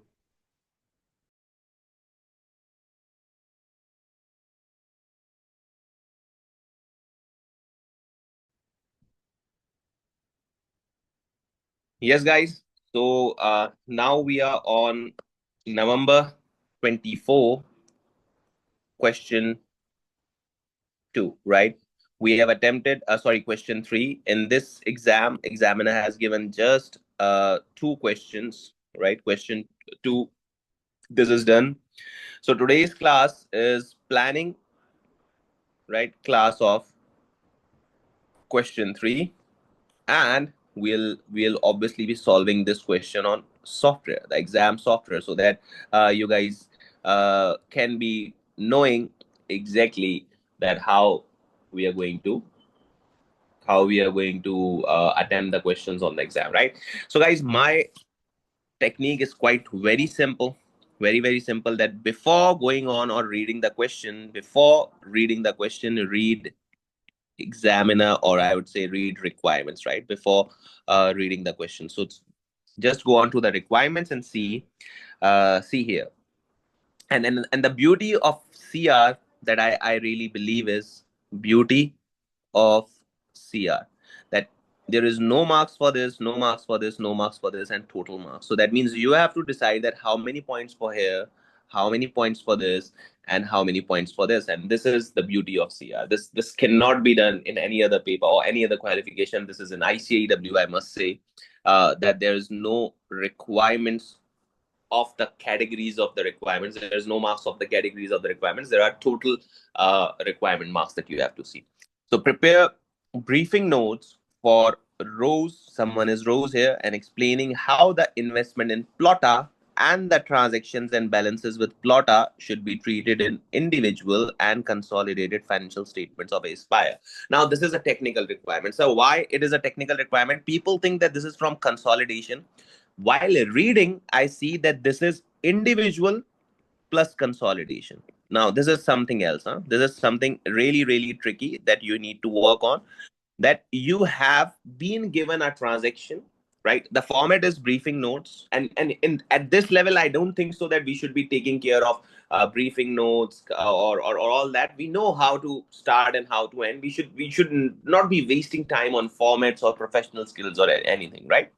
So prepare briefing notes for rows explaining how the investment in Plotter and transactions and balances with plotter should be treated in the individual and consolidated financial statement. So you will be given some transactions and you need to guide them that how that transaction would be treated individually and consolidatively. Guys, read the requirements again and again. That's the simple rule, so that you can come out that what exactly my examiner wants, right?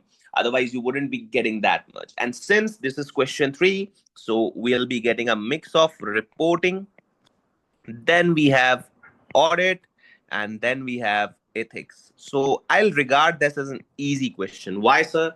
Ethics is very easy, right? Reporting here seems to be good one for those who loves consolidation, those who remember the rules of consolidation. So it's gonna be easy for them.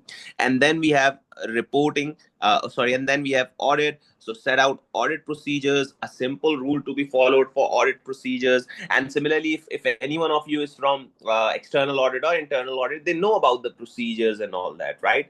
And then we should carry out gain assurance over the amounts recognized in respect of plotter in both the individual and consolidated financial statements of Aspire for the year ended 30th June. So audit procedures. Now see why and how to write audit procedures. Sir, there are no separate class for the procedures, guys. See, the audit procedure cannot be taught in the classes. Huh? It cannot be taught in the classes. This is your skepticism. Huh? What I used to teach is this is your skepticism that if someone has recorded the gain over the amounts recognized, or have someone has wants assurance over the amounts recognized in individual and consolidation statements, so it's your ethical duty to find that whether these are right or wrong, and they can be done while recalculating. So this could be an audit procedure, right? While recalculating. Similarly, getting information of similar transactions. When I was in reporting department, we used to do the amalgamation, we used to do the fair value measurements. So getting information from experts on it, right? Getting the advice from experts. This could be the this could be the audit procedure. Similarly, recalculating could be the audit procedure. Similarly, reference of IFRS, reading the IFRS book could be the audit procedure. So the thing is that audit procedures is just you and the number, and you have to verify it, right? So I always term audit related requirement as easy requirement. The thing is that if you and these procedures can be drafted once you have got the info. As of now, we have just read the requirements, right? And from the requirements I can say reporting, audit, and ethics. This is it, right? From the requirements I can say that it's reporting, it's audit, and it's ethics. So I believe that this question seems to be an easy and a paper passer, because you just have the technicality of this, and if you got good grip on the requirement, so this could procedures could be easy, and ethical implications arising from rows from the information provided in Metis email. And in ethics, usually it's about the threats we'll be reading. And now I'm making my mind that exactly what can be the question, right? It can be threats, it can be threats to the independence, it can be code of ethics that has violated, right? And for that we need to give actions as well. And there are certain common actions which I'll also write, that in every situation, my dear students, you can write those actions, right? In every situation. So I would term that question an easy one, right? I won't say that this is difficult. Yeah, the previous one that we attempted was a pretty much tricky one. So exhibit 1, exhibit 2, exhibit, and this is it. So we have 2 exhibits, a small one. See, the lesser the English, the better the results, I believe.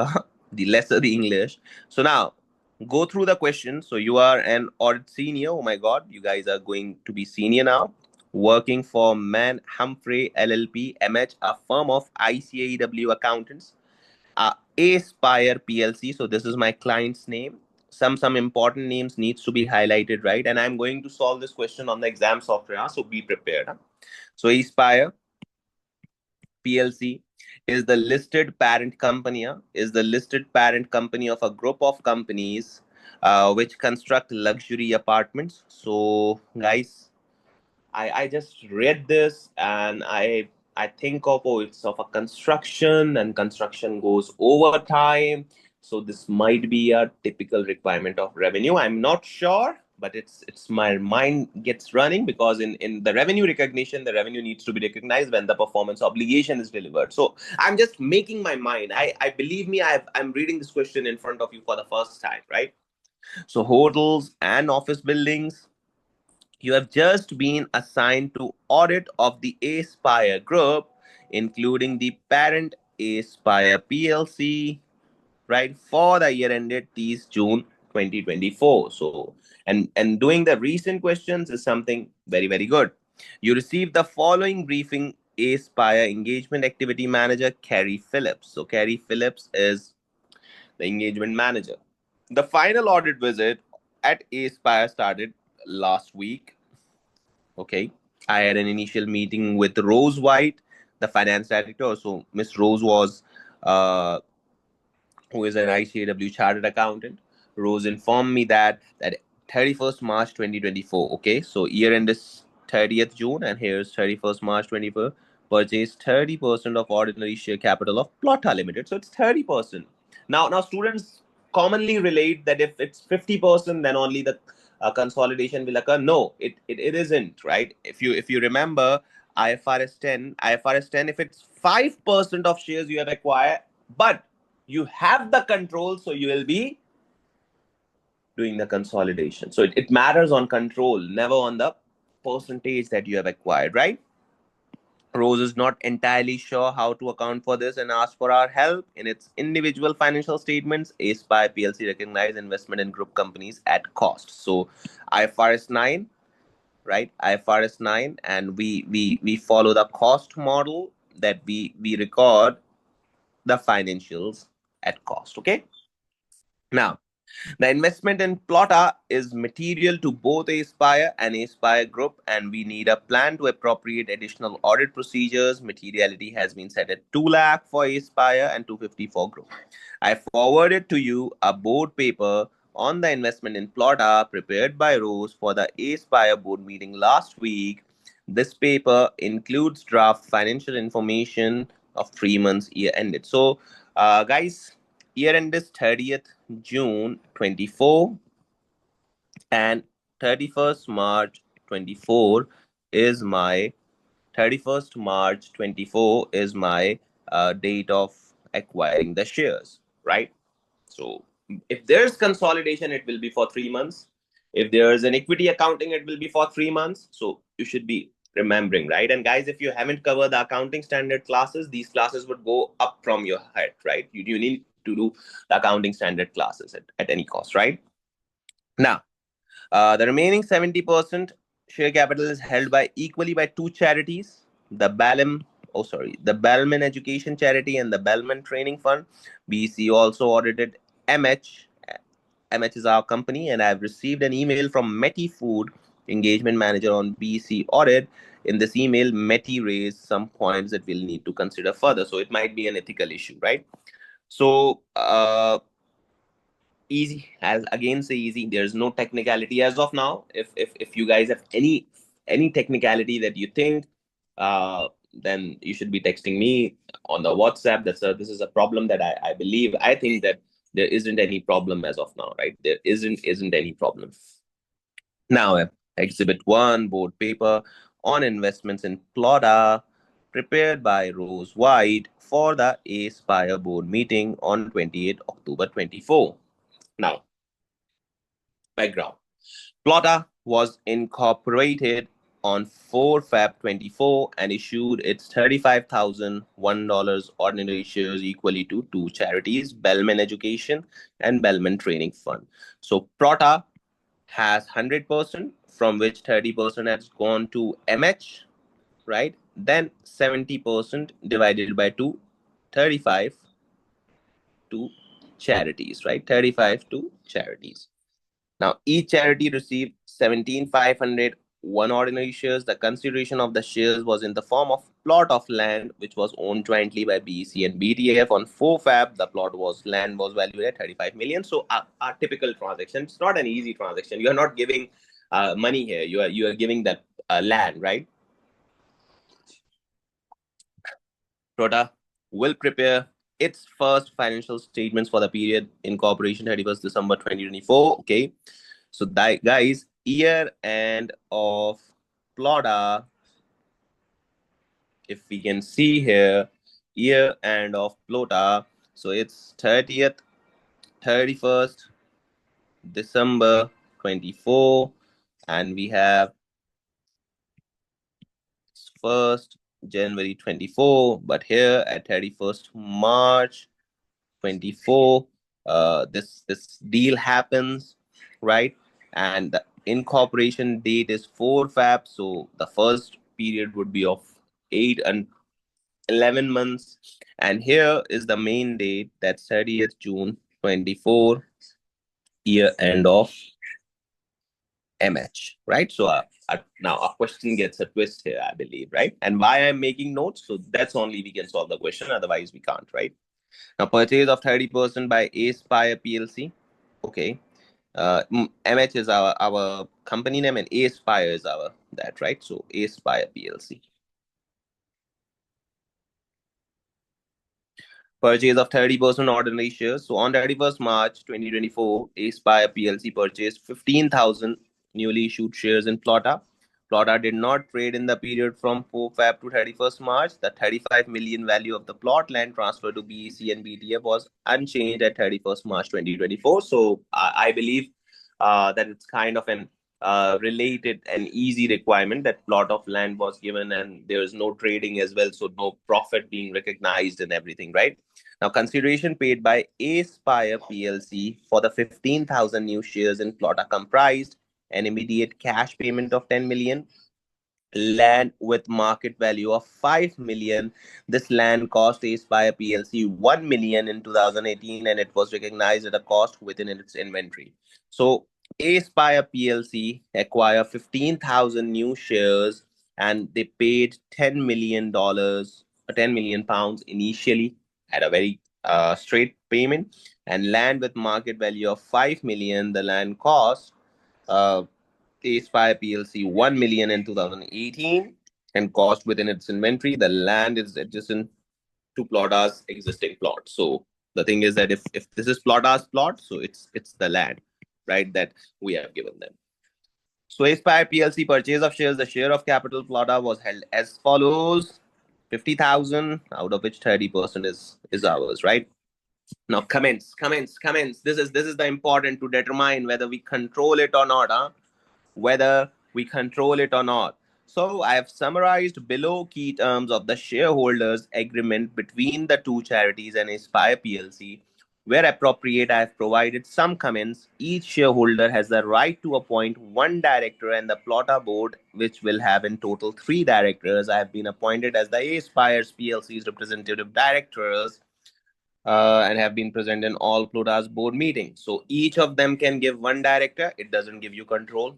The shareholders' liability to Plotta is limited to the extent of their investments. Okay, limited liability. All key business decisions requires unanimous consents of 3 shareholders. Plotta will pay Aspire and its subsidiaries to construct a luxury apartment on site consisting of original plot of land and the land contributed by Aspire. The land that this Plotta had got will allow a luxury apartment to be made.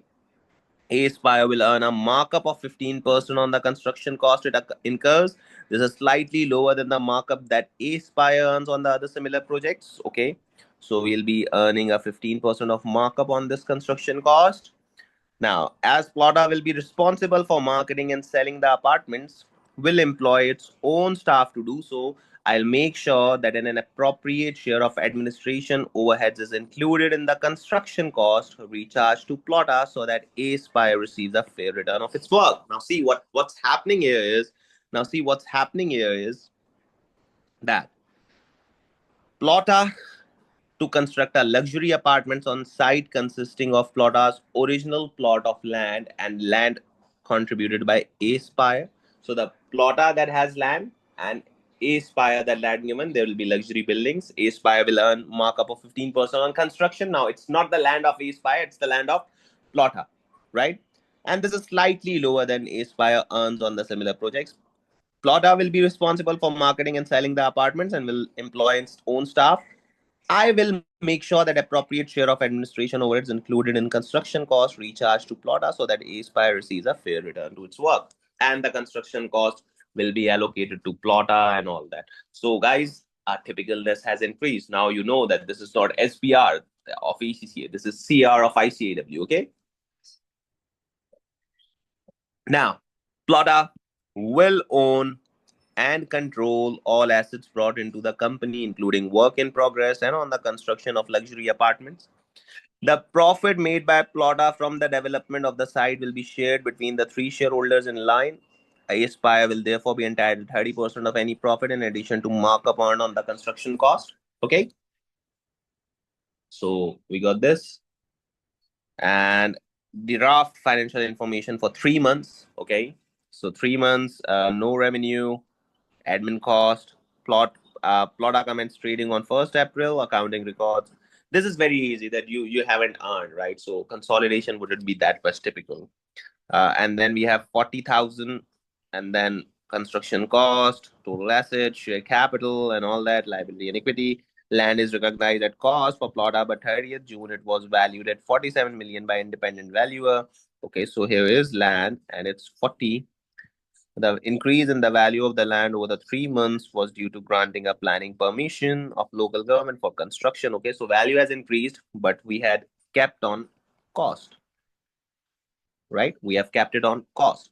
Now, construction cost can be analyzed by as follows. Invoiced by Aspire PLC, it's 1495. Invoiced by Aspire subsidiaries, it's 460. So total is 1955. All amounts invoiced by subsidiaries were paid to 30th June 2020. Hence, the creditor balance at 30th June is 834,000 relates to construction costs. So we have 834 of creditor as well. Plotta will prepare its first FS on this. The Plotta board has confirmed it's not required to appoint an auditor for this period and decided not to do so voluntarily. So there's a not CG requirement on Plotta as of now, as they are not operating. So now, guys, the problem is again the requirement. Again, the requirement. The requirement here is prepare briefing notes explaining investment in Plotta and the transactions and balances with Plotta should be treated in individual and consolidated FS of Aspire year ended 30th June 2024. Now, you have gone through the complete thing. Plotta is a separate entity who is owned by three people, two charities and one company. One company have given the land in terms of consideration to Plotta, and Plotta will make hotels on that land with the company that have given that land, and the company would be taking care of that complete thing, right? And Plotta will be starting commencing trading once that thing has been made. We need to account for only 3 months, right? The consideration of it has been here. There's no single decision making. It's going to be a joint decision making by all three directors, right? And now, what we have to suggest again, the requirement is that each and every entry that have been made, how it would reflect in Aspire's, right? Aspire's individual and Aspire's consolidated financial statement, how it will require on Aspire's individual and Aspire's consolidated financial statement. So, guys, what you would suggest? Now, think of your mind. Think of your mind that how exactly we can account for this. And what I believe is out of 30, I believe an estimated should be at least 12 to 15 marks should be here. An estimated of 12 to 15 marks should be here. I totally believe that. What you're going to be thinking, you should be thinking of it, that what exactly and how exactly this accounting treatment should reflect. And you need to give points, right? You need to give entries, you need to give points, but that's 12 to 15 marks totally on your own that you need to take off. Just think of it, huh?